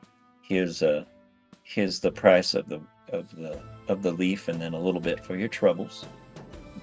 So she gives you a gold and 2 silves. And I express, I get that look like, oh, you didn't have to, as I pocket the silver. As I pocket the coins. I'm like, oh, you didn't have to. No And trouble you hear in at the all. back, you hear in the background Fleegan saying, "And that doesn't count as adventuring, right, guys?" Correct. No. Correct. Do you say that quietly or loud enough for everybody to hear? I mumble it under my breath, and only the people in the back near me can say that. Hear me say it. Okay. All right. I went ahead and added that to the party loot. So. Yeah. Okay. So she smiles and says, "Well, I got some businesses to be attending to, but sounds like you all want to get out and go do some fishing before it's getting too dark. I mean, it is afternoon, but it's not a bad time. A little calm. Wind's kind of died down, and might be able to catch yourself a good bit of dinner. Herbert over here can fry up a pretty mean fish, if you have the means to find a way to talk him into it. Isn't that right, Herbert?" He kind of looks at her and he smiles. Says, "You know, Mayor, genuine smile or anything you want." Does it seem to be a genuine smile, or Give is me an he insight check, being please. facetious? It's not facetious. It's not as genuine as he would probably want it to be. Got it. It's more conciliatory. Understood. If that's the right term. So I would say yes. But her reaction to that is one of pride and appreciation. And she smiles and says, "Well, now come on, dear. Let's be getting on and taking care of the things we need to for the day. Well, We'll be seeing you all around. Yeah, I hope and we'll see make you sure at you're the not missing festival. our peace festival." Yeah, we'll see you at the Absolutely. festival. Perhaps I'll get to tell you some more stories about these crazy creatures we saw on the road before we had to come here to take a rest from the road. All right. Well, we'll be seeing you. Yeah. Okay. That's great. And She looks very nervous and gets the hell out of Dodge. her and Turdig head back out. All right. So. Okay. Fishing. I'm going to let you guys take a break and talk amongst yourselves for just a minute. I need to go take care of something. I will be right back. Yeah, Kimber's never had the luck with the ladies. He always says something wrong. You should never say tentacles. That's pretty much a rule. I don't know. I've known some girls.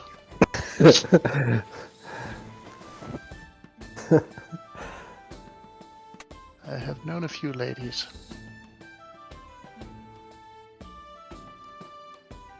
I like how we've like sit at almost every table in this place now. Almost every single table. Biggest problem I have is I can't figure out where the door is on the room, honestly. It's right there. Okay, I was not... Even now, looking at it, I still don't think it looks like a door. Yeah, from this side it doesn't very, very well, so... You can barely tell the windows, the which are there, so... Grow was gonna jump. He just out of the climbs window, out through the apparently. window. He's like, I can't find the door. Screw it. He just throws a boy's stool hands through are one of too them and big. walks out. It's like, what the?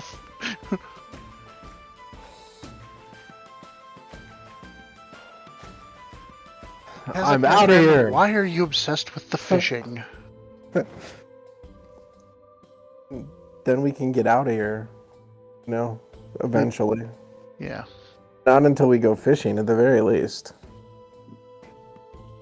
Yeah, we need to go find Tanner. If we stay in this bar, more of these people are going to keep coming in here.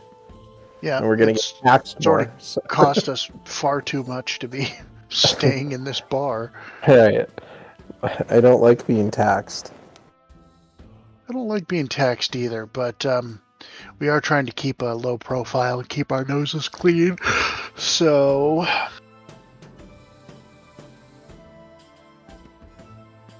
I'm gonna look. Oh, Casey's probably not back yet. There he is. Oh, You okay. just got back. Okay. All right, I am I'm back. gonna- I apologize for that. Any questions about anything? No, as we're getting ready to head out to go find Fisher Tanner to possibly guide us into the deep pond, I'm going to take a look at the bulletin board and see about this Hellcat and this murder, the people that they're looking for. Okay. All right. So, the wanted for murder. It's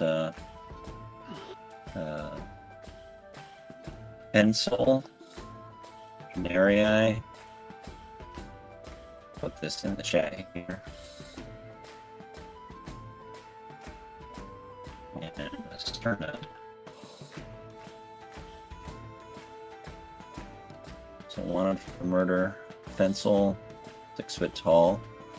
Druna Hadinari, that is a cross between a dark elf and a human. And then you have wanted for murder, Sherna, Subtle Breeze, Gordana, 6 foot 2 inch tall Sundestian. Okay. Both of them say C. Constable Flynn. And then Hell's Cat.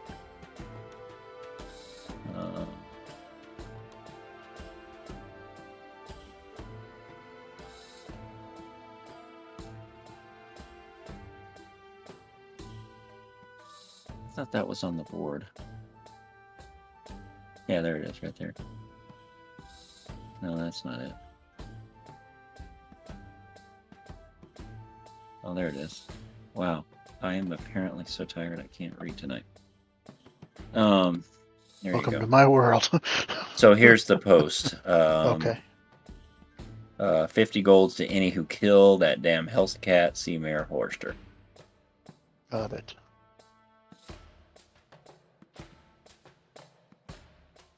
Reward. 50 golds. So the Duna Hadreen are the Dark Elves. The Duna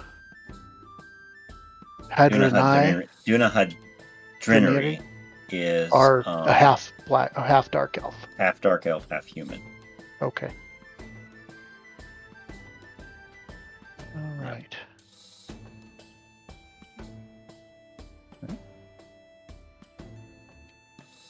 All right. So what's the next steps? You guys doing anything else?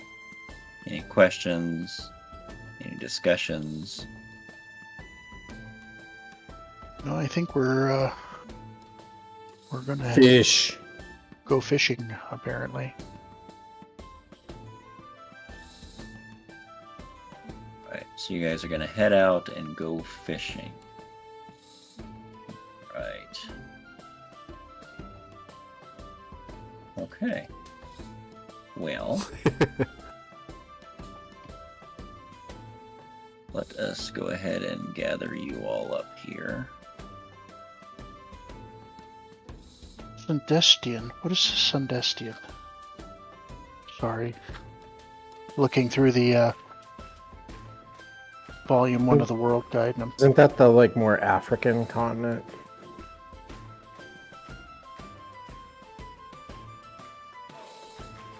I'm not sure. And I think Sundesti is the continent to the south of Verdestia, and it's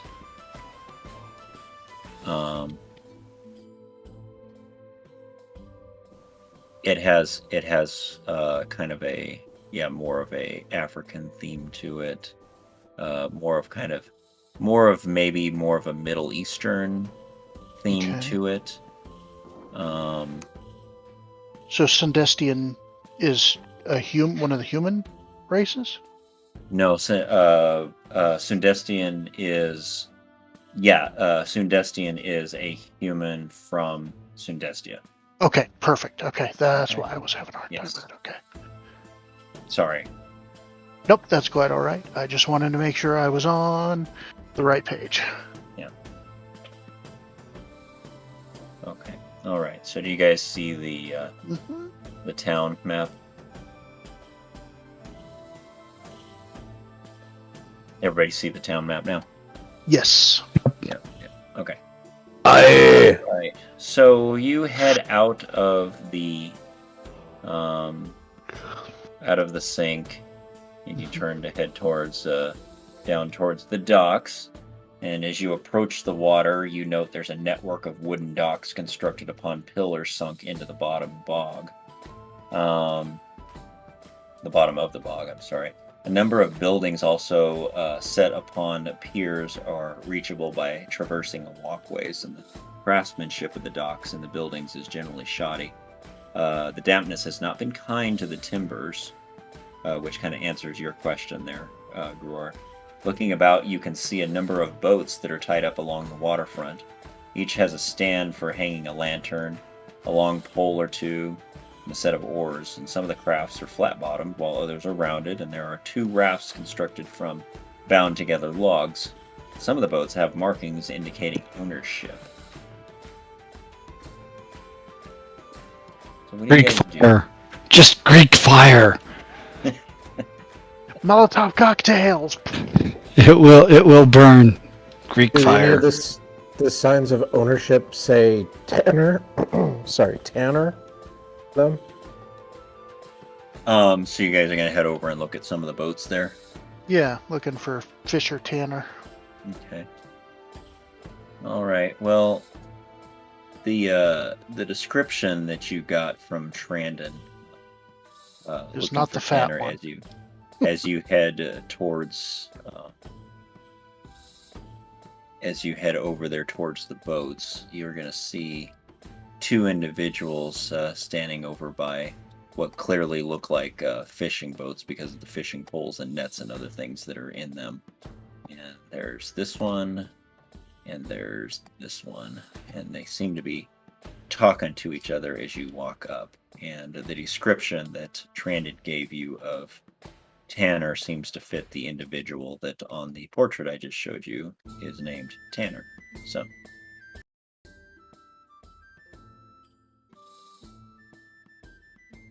Guess we approach Tanner.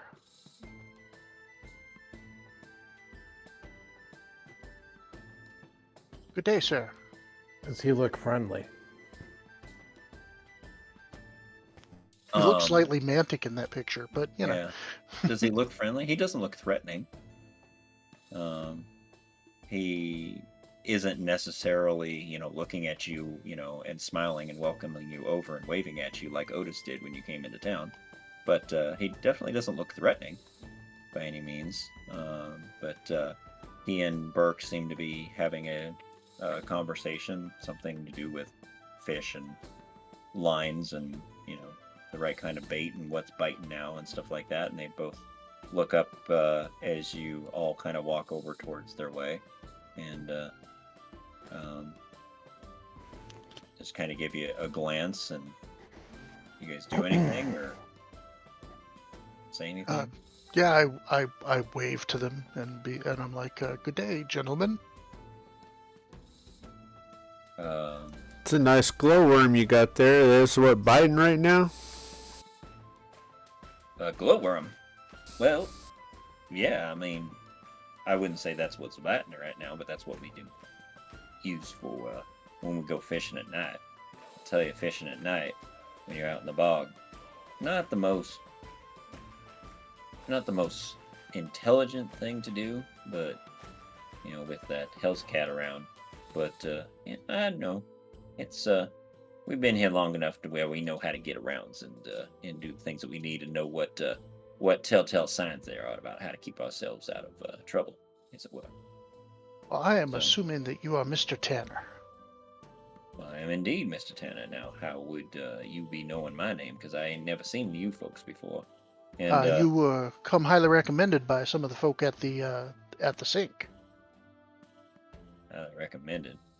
Sure, who'd be recommending me for anything? But that be that as it was. And Burke kind of clears his throat a little bit. And he says, "I got some things I need to get doing. I'll be seeing you there, Tanner. Make sure you ain't be doing nothing getting yourself in trouble. So I'll be seeing you later." And he turns and starts to walk away. That didn't sound off, threatening down at the all. docks. That's a Well, we got to speak to Mayor Jolene, and you know, she don't like that Hellcats very much. And you know, if you're going fishing, we're kind of interested in our resupplying our food since we've been on the road and need resupply. And fishing seems to be the cheapest way to do it around here if we're willing to risk ourselves. Which, you know, if we can get ourselves a Hell's Cat at the same time, you know, and making the mayor happy, then, you know, either way we win.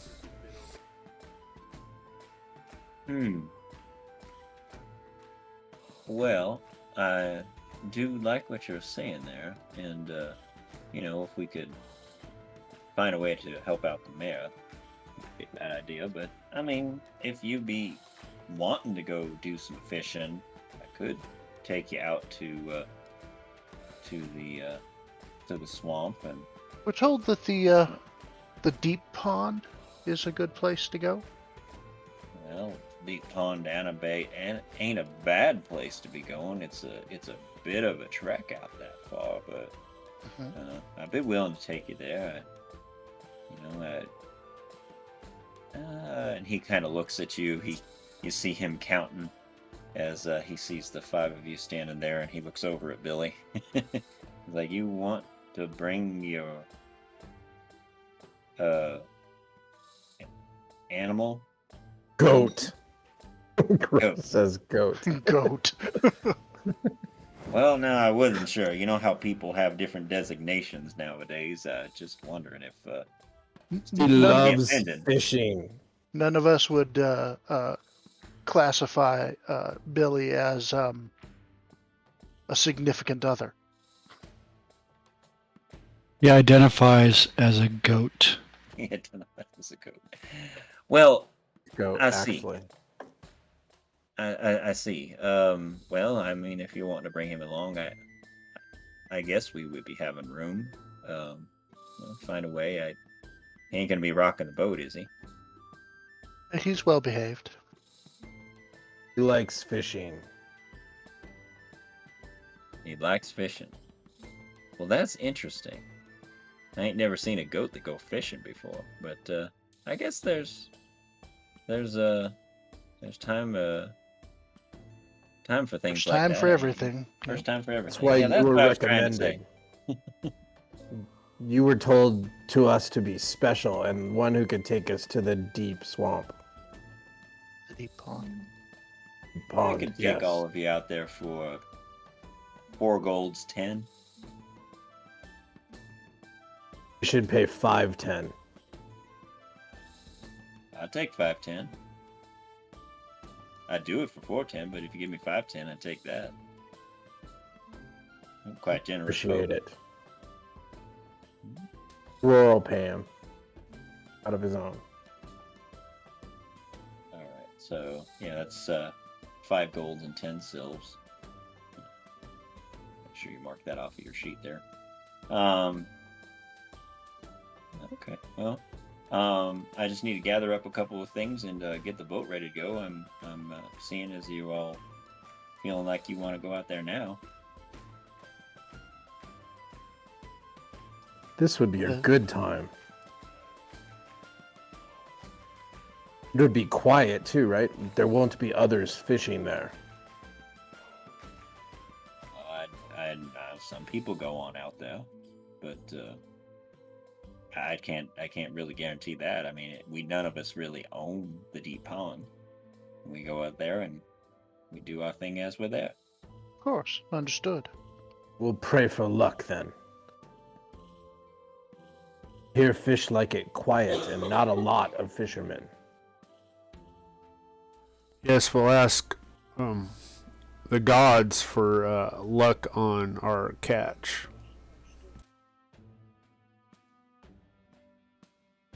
Kimber had to stop himself from saying Kismia. That was probably good. Let me check on something here real quick. All right. Well, he shuffles on over then to start preparing things in the boat. Mm-hmm. While he's doing that, I'll let you guys talk amongst yourselves while I look up something here. Gror says to the others, I was worried he wouldn't allow the gnome on the boat. That has happened in the past.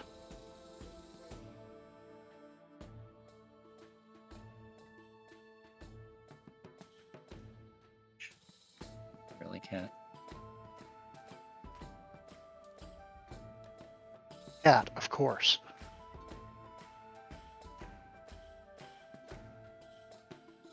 The Hales cat.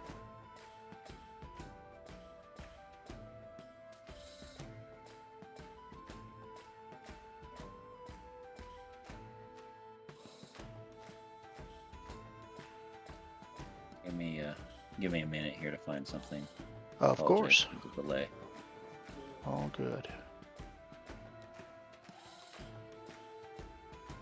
So once we get to the deep pond, I guess we'll have to pay a few more of these, pay a few more golds to get to where we want to go.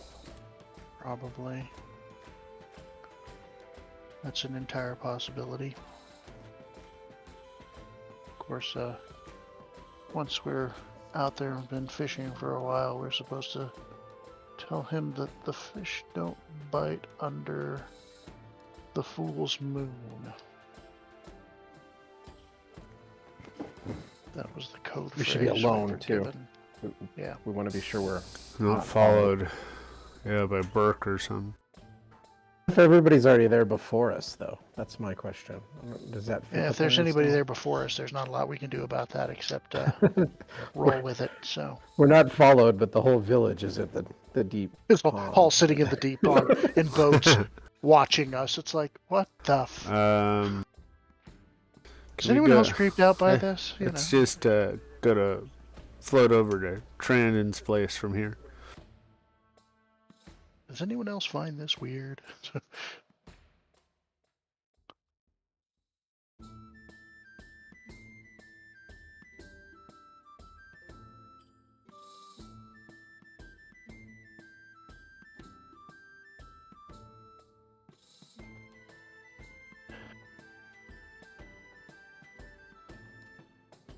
There it is. That's what I'm looking for.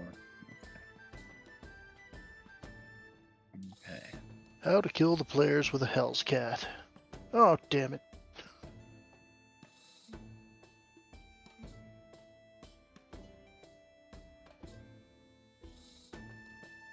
We haven't seen a Hell's Cat, right? We only saw like the Green Panthers or something like that. Yeah, we've seen crocodilators, but we haven't seen Hell's Cat that I'm aware of.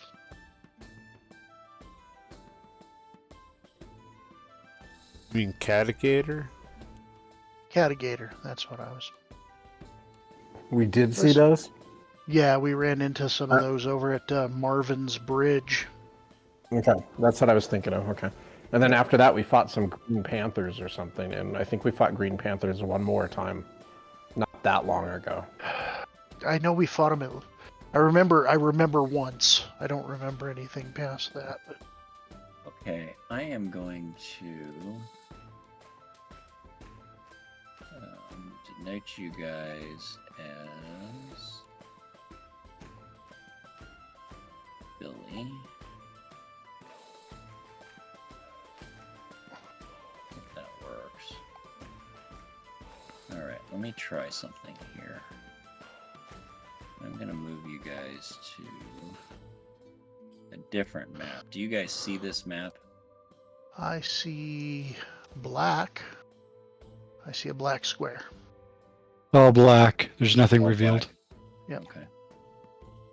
All right. So, what does that mean here? Vision. Okay, you know what I'm gonna do? Let me guess, they updated dynamic lighting again. I'm not sure that I have that map set up exactly right yet. Okay, so I'm gonna take all of these. I'm gonna go here. Place them there. Now you should be able to I scroll see around us. on the map. We're there in the middle. Okay. All right. Okay. So. Okay. So. So Tanner is gets the things ready in the boat and motions you over to the boat. It says, "Now let's be getting on. It's gonna take us some time, maybe the better part of about an hour or so to get over to the deep pond. So you guys just go ahead and sit tight if you want to be trolling as we're going. You might as welcome to. I got some trolling spoons out here on the end of these lines. Might as well. We're gonna. If we're going to come back with any fish, we might as well do what we can. So. All right. Well, that's good. So you guys start heading on this direction. I should be revealing the map as we go here. Yeah. So let's go along as you guys kind of go off towards the west, skirting along the side of the town. As you're moving, you see a row of houses, some row houses up along the bog. After you kind of go past the main portion of the town, you also see off to the north what looks like it's not in super good shape, but it's about the more fanciest structure that you've seen so far in this town area off on an island up here to the north of you. I asked Tanner, I'm like, what's that? Oh, that'd be the mayor's place up there. Oh, okay. Well, that makes sense. Have you met old Mayor Jolene? We have. She's quite a talker, that one now, isn't she? She is. She is an interesting individual. Yeah. Well, I think she means well. And, She has fine taste. Fine taste. I would describe what you mean by fine taste there. She likes the finer things in life and has good judgment. I don't know about that. I guess she likes to think that maybe she isn't coming from the rest of the stock that we all come from down here in this place, but she was born out here as well. I think she's got more aspirations of going somewhere with her life, but born in the bog, stay in the bog. It's just kind of the way our life is. I'll be watching out behind us and around to see if anyone's following us. Okay, give me a perception check, please.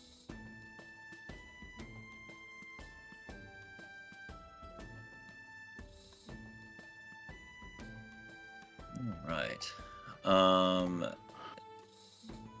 It is misty and muddy and stinky, and if you were definitely watching, nothing really stands out to you as being able to see if anything is following you because of the circumstances of your travels here.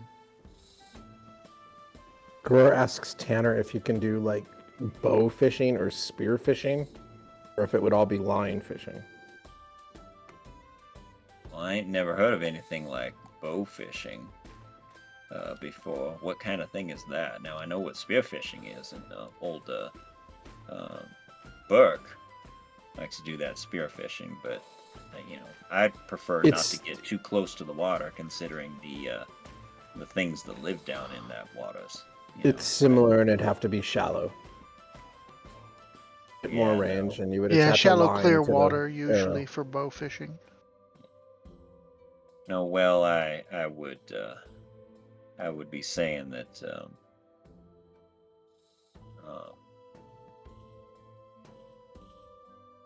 like I said, I would not be doing anything with the spearfish and all that. Now the bow fishing, I ain't never tried something like that before, so I mean that may be something that could be done, but I mean considering, and you look at it, the shall we say lack of clarity of the water, I'm not sure how you would be seeing any fish to be able to shoot them.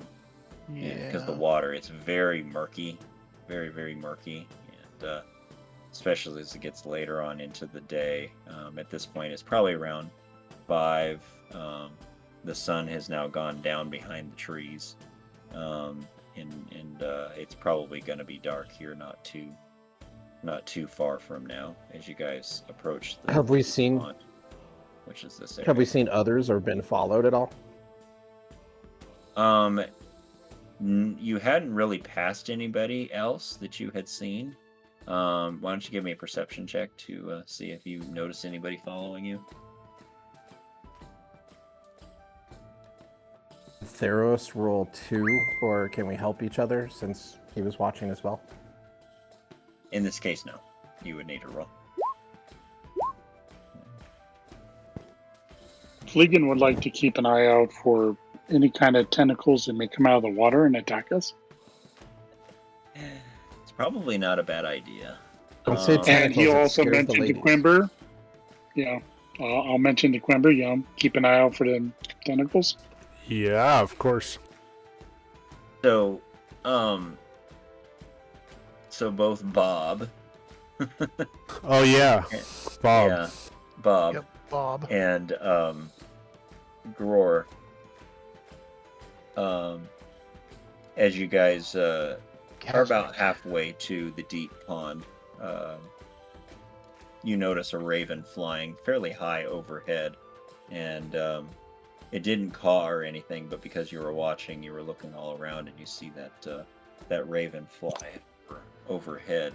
I'm really tired of that Doesn't raven. seem to be flying the same direction you're going. It seems to be flying against the direction that you're going, and it circles a couple of times as it comes over the top of you, and then it flies off back towards town. Is it the same raven I saw earlier? Give me a nature check, please, or an animal handling check. Your choice. Roll is more than I could ask for. So if I've got levels in it, I want to use animal handling, I guess then. It looks like a raven, whether or not it's the same raven that you had seen before. You wouldn't be able to tell from where you're sitting in the boat and where it's at up above you. I mean, a raven. I did roll 69. I see. You did roll a 69. Well, in some cases that might get you in well, but in this case, no. So, so... Or points it out that it's possibly a bad omen, but it could belong to somebody again. Kind of whispers to each person. So as not to scare Tanner.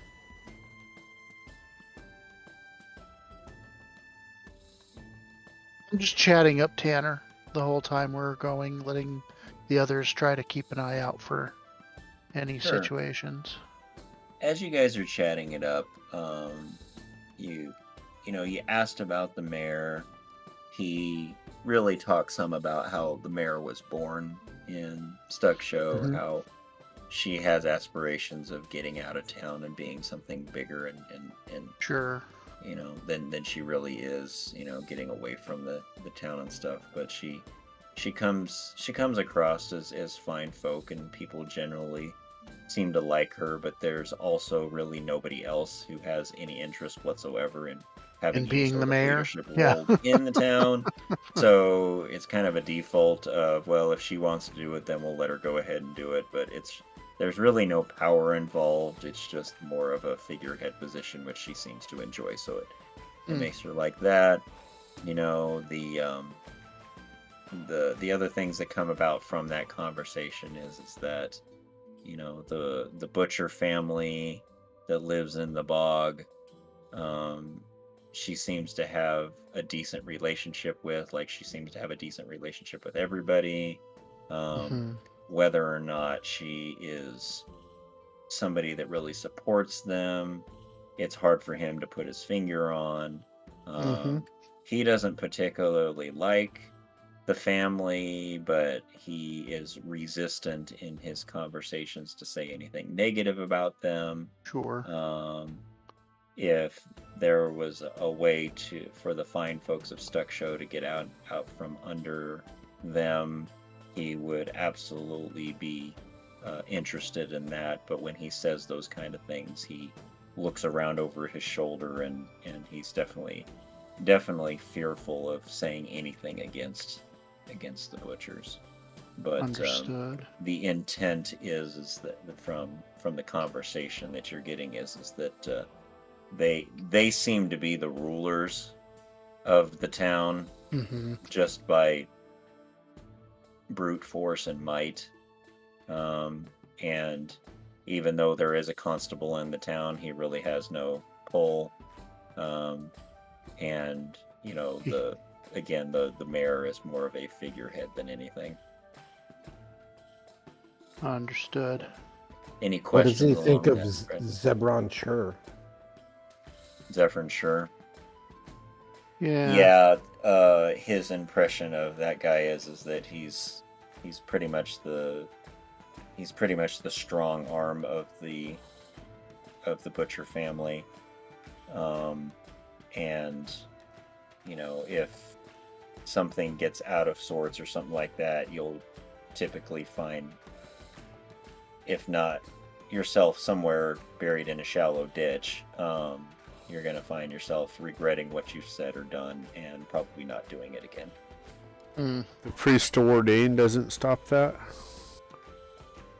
So Father Kenlin is largely respected in town by everybody, including, it seems, the butchers.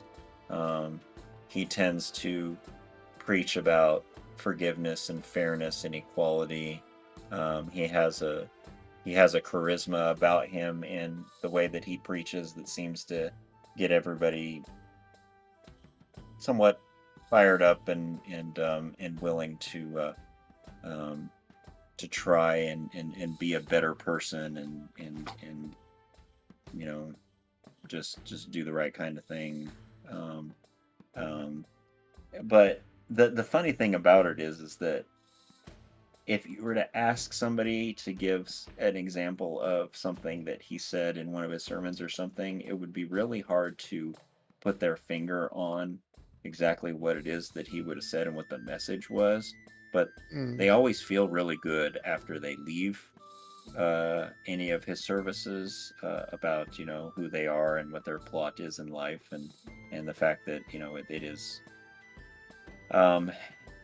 somewhat of a blessing that, you know, in this hard world, in this hard life of the bog, that they actually do have a life, and that, you know, they're somewhat well protected by the butcher family, and, you know, any other individuals that might want to take advantage of them or come and sack the town or things like that seem to not to be an issue because of the fact that they are there, and they seem to protect them from those kind of things as much as there's a concern on whether or not it's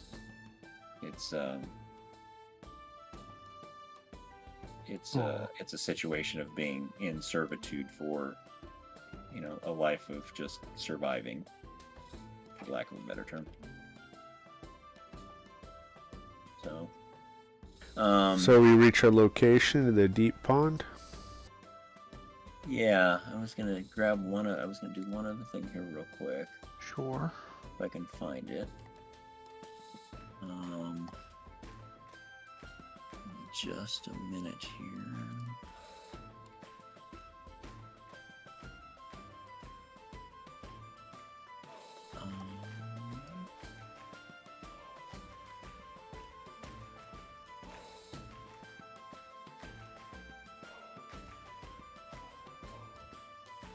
That goes over here. I don't know what you all think, but knowing the butchers have power out here too is further disconcerting. Yeah, oh yeah. More fire. Just need more fire. That's More something. work to do. That is not some. The butcher compounds are something I am not opposed to burning to the ground. Okay, hang on.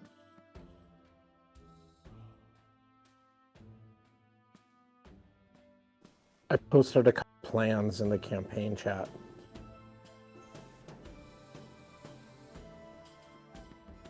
They're videos.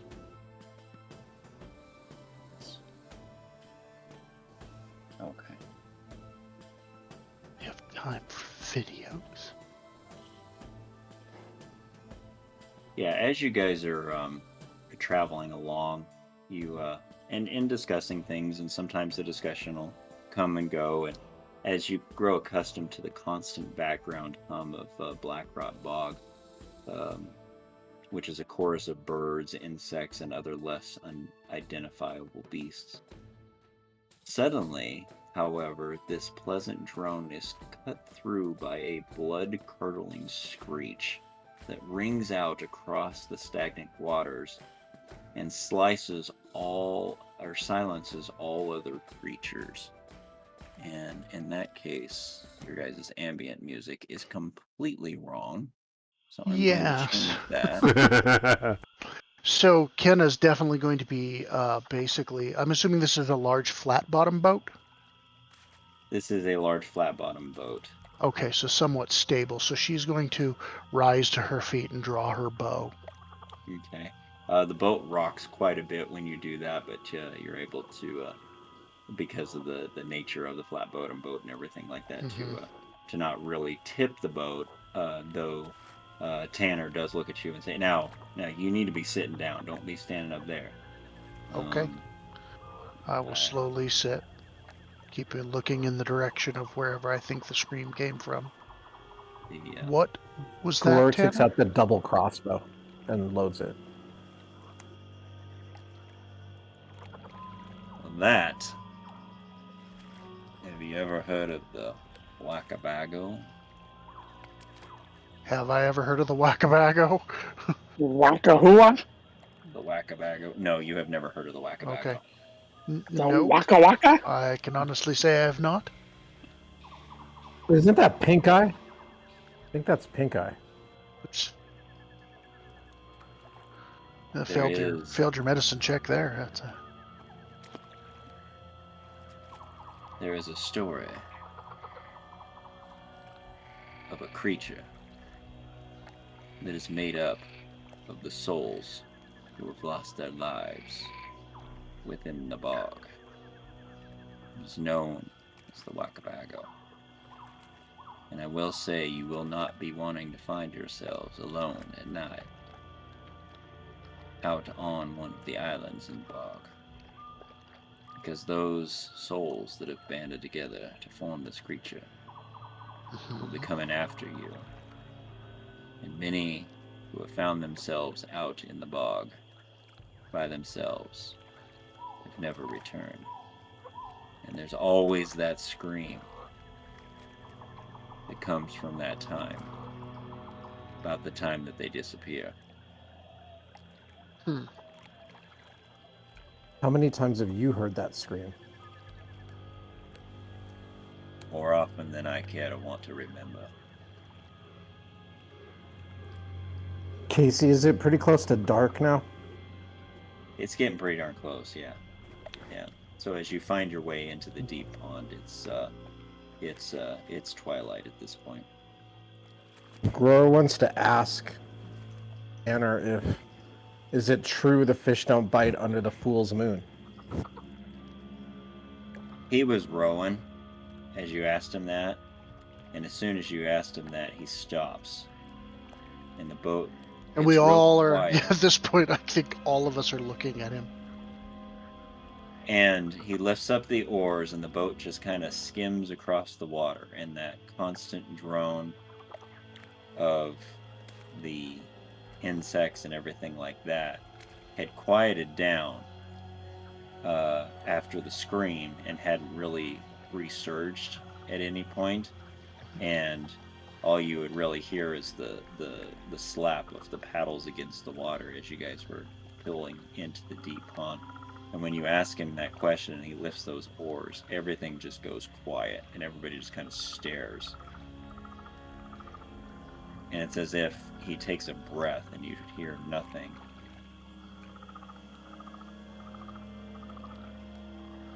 And then he looks at you and he nods.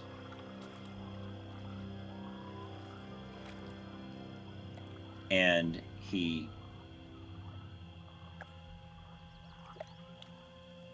says, the fish do bite quite often in those times. And when he says such, he looks at you and gives a very noticeable, but only you would notice if you were close up enough, slight shake to his head, which basically says, don't say any more. And he immediately puts the oars back into the water fairly quietly and starts to steer you towards the middle of the deep pond at this point. I'll look around again, see if there's anyone around. Okay, I will start fishing to try to detract from anyone who may be trying to see us doing anything unusual. I will pull out a rod and pole and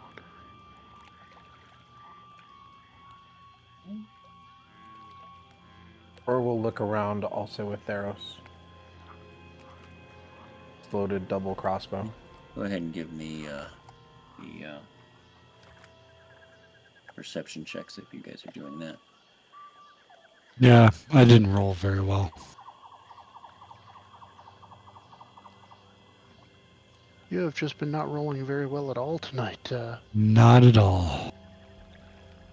It has been. Dice are all bad like night. 6s or 15s. You know what I mean? They're like not super friendly. Just a minute, I need to grab something here. There it is. Bloop. There we go. Okay, that's what I'm looking for right there.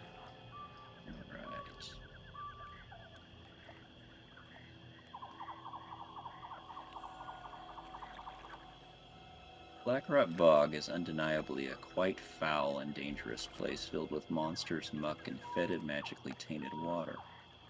But even still, there is a beauty to the swampy mire. It's wild and untamed.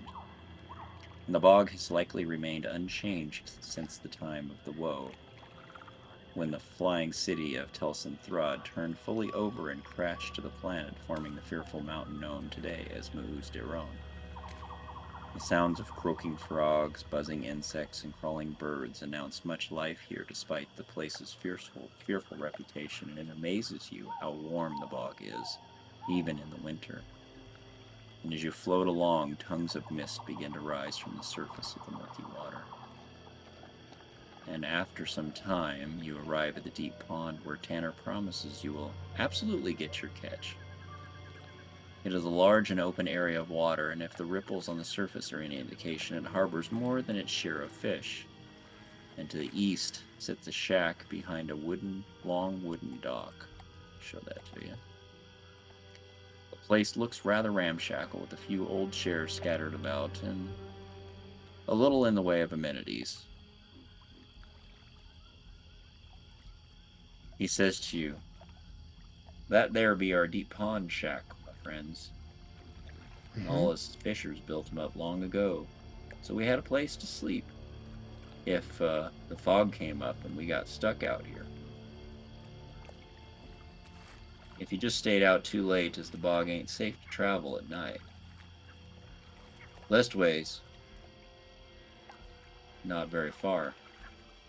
Anyways, place ain't much to talk about, but it'll keep a body warm and a fair bit safe if you're sleeping out in the muck, especially from that wakabago.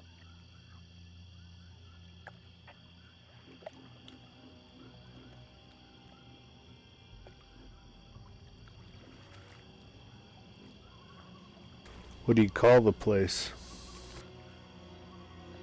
It's just the old shack.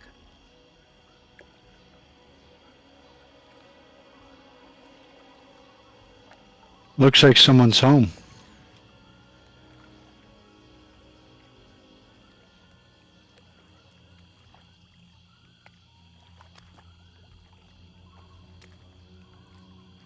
Yeah, no one's up and over there, and the picture might show some light, but that's just for flare. There's no light there. Okay. So it's dark. Okay. Dark. The campfire and the dock is not lit or anything. No.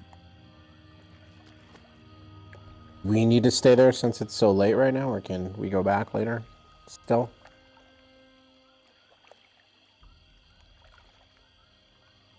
Well, right now we'd be doing some fishing. I mean, if it'd be getting too late and we need to stay there, then we might need to be doing that. But depends on how long here you all want to be out there fishing.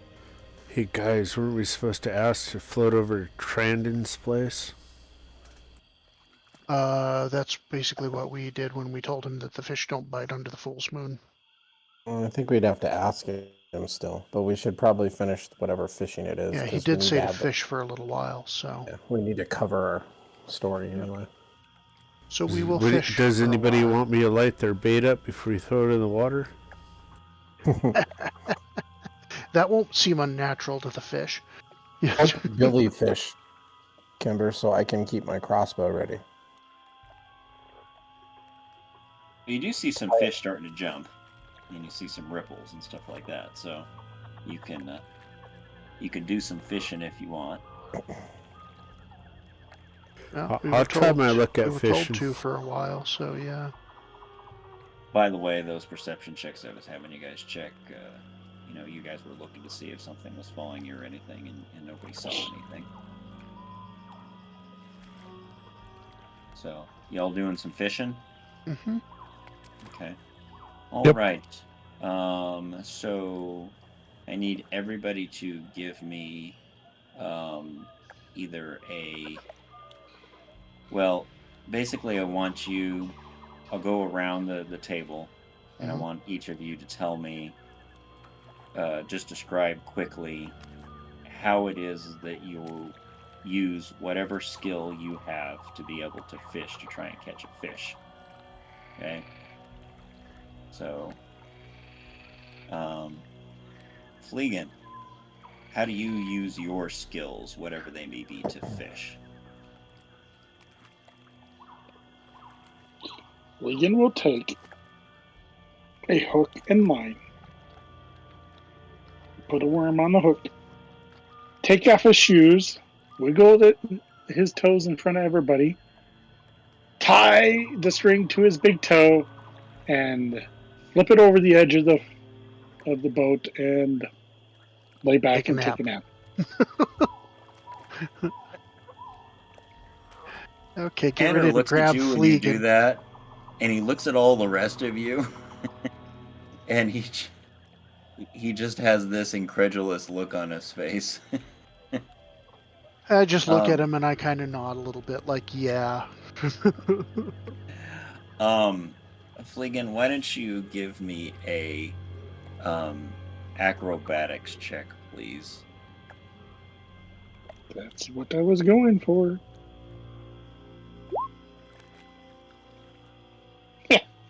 Apparently I don't have that big of a toe. Well, you drop your line into the water and you tie it around and you lay back to take a nap. And lose a toe. And you're fishing, and it just your thing goes in the water and nothing seems to be biting. So, Kenna, how are you fishing? Well, Dad taught me how to fish because it was part of my survival training that he was trying to get me to learn. So I do the typical follow up what Dad taught me. So Okay. so I would say probably survival training, a survival skill. That would be exactly what I was thinking, so give me a survival check. All right. So you take what your dad taught you, and part of it is how you actually work the line, giving it little tugs here and there to make it look like the bait is moving as it's moving through the water and everything. And you get a bite and a nibble, and a couple of other hits. And go ahead and give me a athletics or acrobatics check, your choice, to find out if you actually hook a fish. Oh yeah, acrobatics for sure. Okay. All right. You do manage to get a fish on your line, and just as you're reeling it in, you didn't set the line quite well enough, and it jumps off the hook just as you're reeling Well, poo. or pulling it in. So, all right, Kimber, how are you fishing?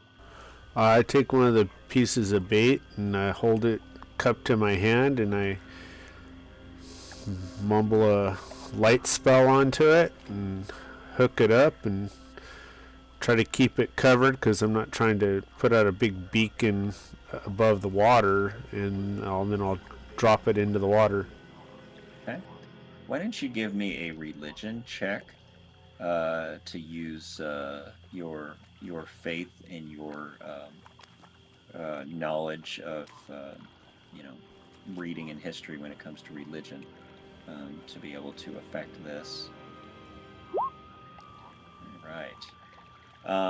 You found a good way to be able to get something to bite your line, so you definitely get a fish on your line.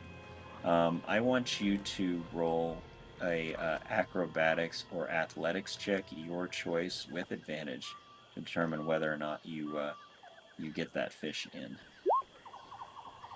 All right. Good thing you had advantage there. You're actually surprised at how quickly you get a bite on your line, and it's a bit startling at first, and so you don't quite get it hooked. As you don't quite get the line set, the hook set in the mouth of the fish, and it gets away after you get that bite. Darn it! All right, Theros, how are you fishing? I'm also going to be doing the standard fishing. I was thinking about noodling, but probably not a good idea.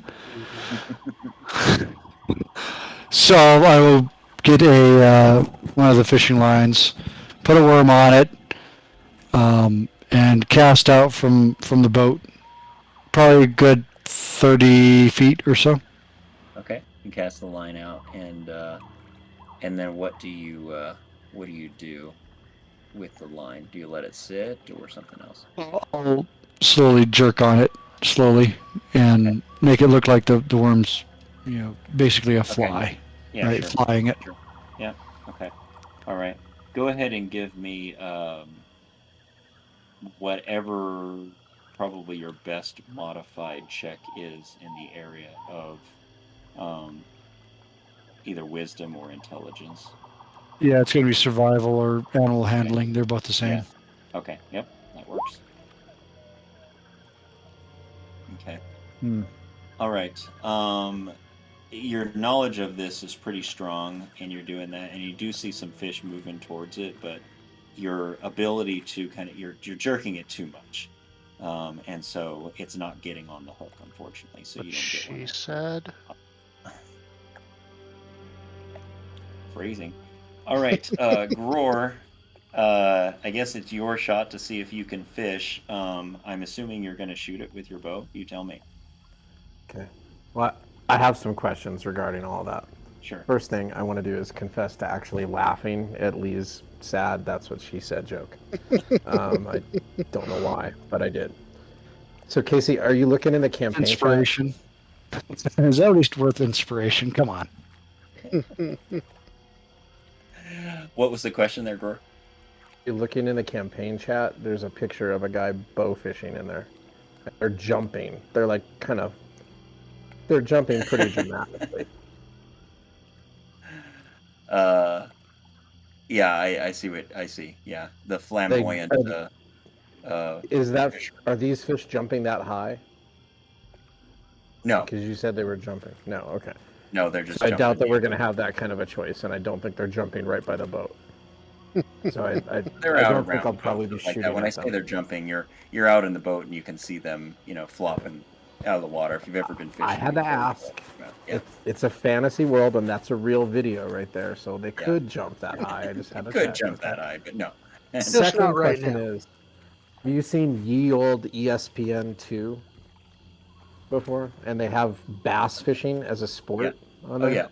Yeah. So is athletics able to just be totally used for fishing? If I was on like the Blue Veil fishing team or something? Oh, sure. No, that definitely could be used for basically just brute force. I don't know if that's gonna work.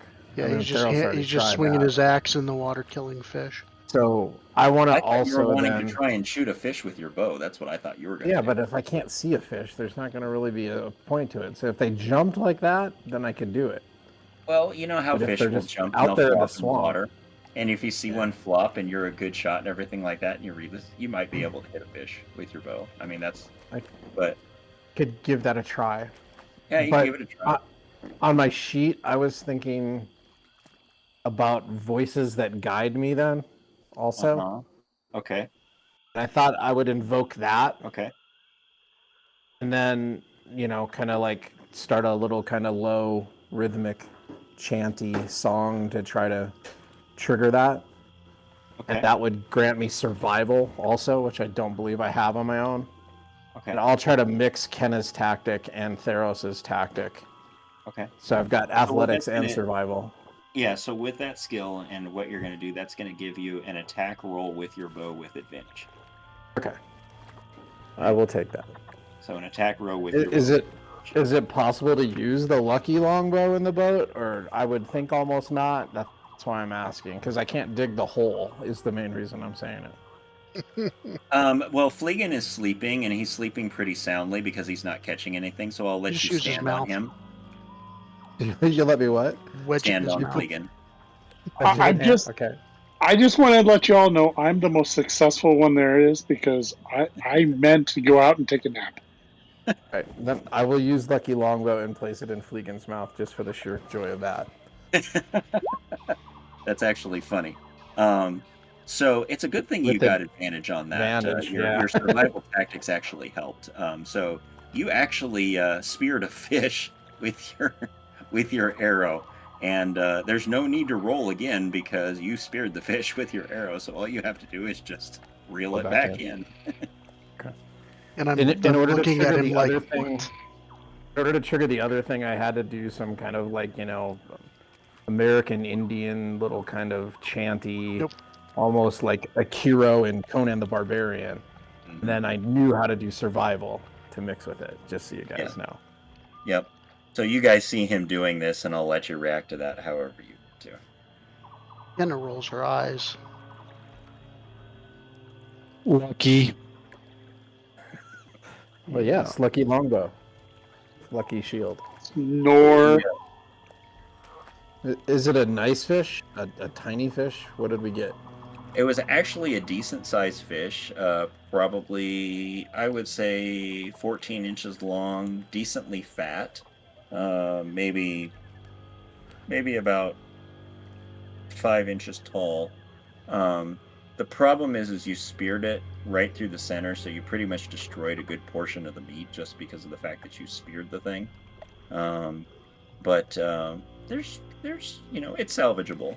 You're going to have to clean it and cut that portion out, but yeah, no, you did a good job. So at least there's something to eat. Great. Let's fish more. All right. So you guys you're doing your fishing thing, and that's all the things that happen. Oh, Billy.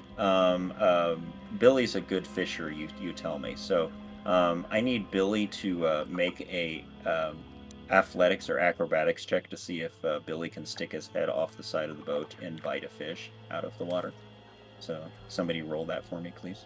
I really liked Chris's idea. I think Chris should have to roll it. Light spell thing was a little genius. I liked it. All right. Oh, Billy, you were so close. Billy You guys Bob. are actually surprised. He is not a bad fisher. He just the fish was too quick for him, and he went to bite the thing, and he just caught a bit of its tail before it got away.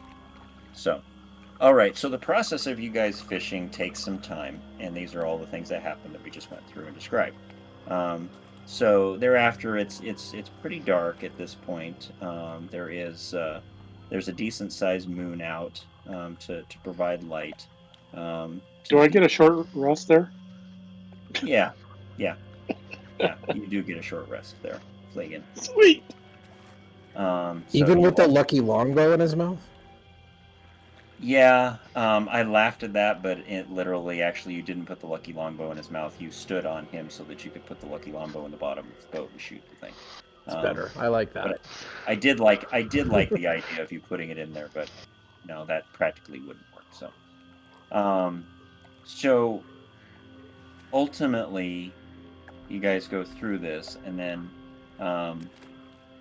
as all of this is happening, you guys find that you're gradually moving closer and closer to a what looks to be a small house that sits on a small island off to the side of the deep pond there. Actually, you kind of go around a corner and end up in a small area. And as you were fishing, you didn't quite realize that you guys were still traveling, but Tanner was just kind of slowly moving you off, and you come into sight of this small house. And there's a wooden rowboat that's tied up at the dock out front, and light spills from the windows and the slightly ajar front door. Show you that here. I don't like that it's ajar. Let's see. So yeah, light spills from the slightly ajar front door out onto the wooden deck, indicating that Trandon is likely home. Oh, cool. And he kind of slowly, as he sees you kind of stopping fishing at that point, he slowly rows you over to the docks there, and just gives you a knowing nod, as if to say, this is what you instructed me to do, but, no talking about it or anything like that, trying to keep it very hush-hush. Take a quick look around. Okay. What are you looking for specifically? Other boats. Actually, I'm not looking for boats. I'm looking for people on their, let's just say eyes, or what would be humanoid level eyes in the trees. Okay, give me a perception check, please.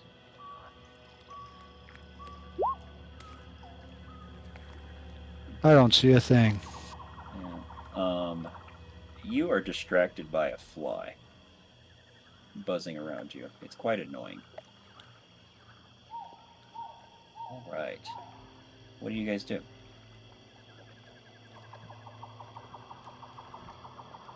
I wait for somebody to get off the boat. Skill. I got 2 skills. I took medicine also. Yeah, I'm just going to wait to get off the boat. Other than that. Okay.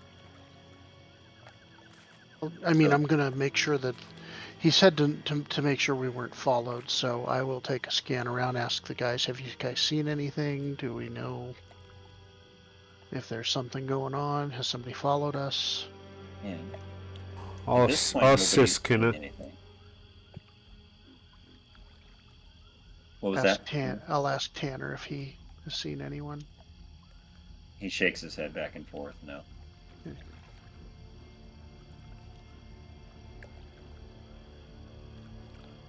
Then I will get off the boat.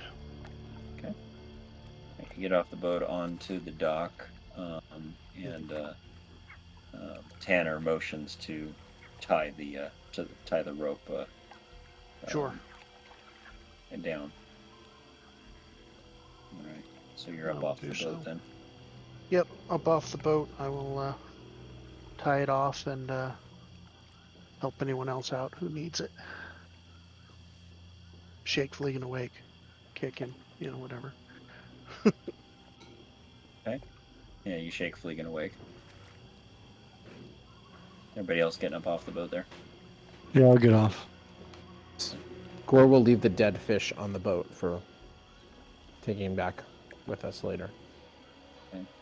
Yeah, Trandon actually has a bag with some sawdust and some ice blocks in there that he can put it in. Tanner, Nice. you mean? Tanner. Tanner. Yeah, sorry. Yeah.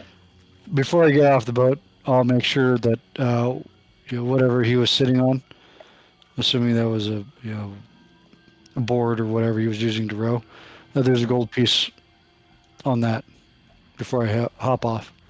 Okay. His eyes light up and he gives you a smile. All right. So what do you guys do from here? I'll head inside. The faster we do that, the less we'll be seen. All right. Shouldn't so you Kimber- knock first? It's already open. So Kimber gets up out You of can the boat. still knock. He walks up to the house and walks right in the front door. You kind of have to push the door open a little bit as you go to walk in, and as the door swings inward, the coppery smell of blood Uh-oh. reaches your nostrils. Beyond lies a horrific scene. Red splatters dot every surface, and the room is completely in disarray. The few pieces of furniture are flipped and broken, and all manner of small items are strewn about the room. Surrounded by bloody footprints at the far side of the shack, a body sprawls amid a drying pool of blood. There's a dagger protruding from its chest, and the fire in the hearth nearby has burned low. And that, my friends, is where we're going to have to end for the evening. Dude. So, Oh, man. Mm-hmm. As soon as I heard it was a jar, I'm like, oh crap.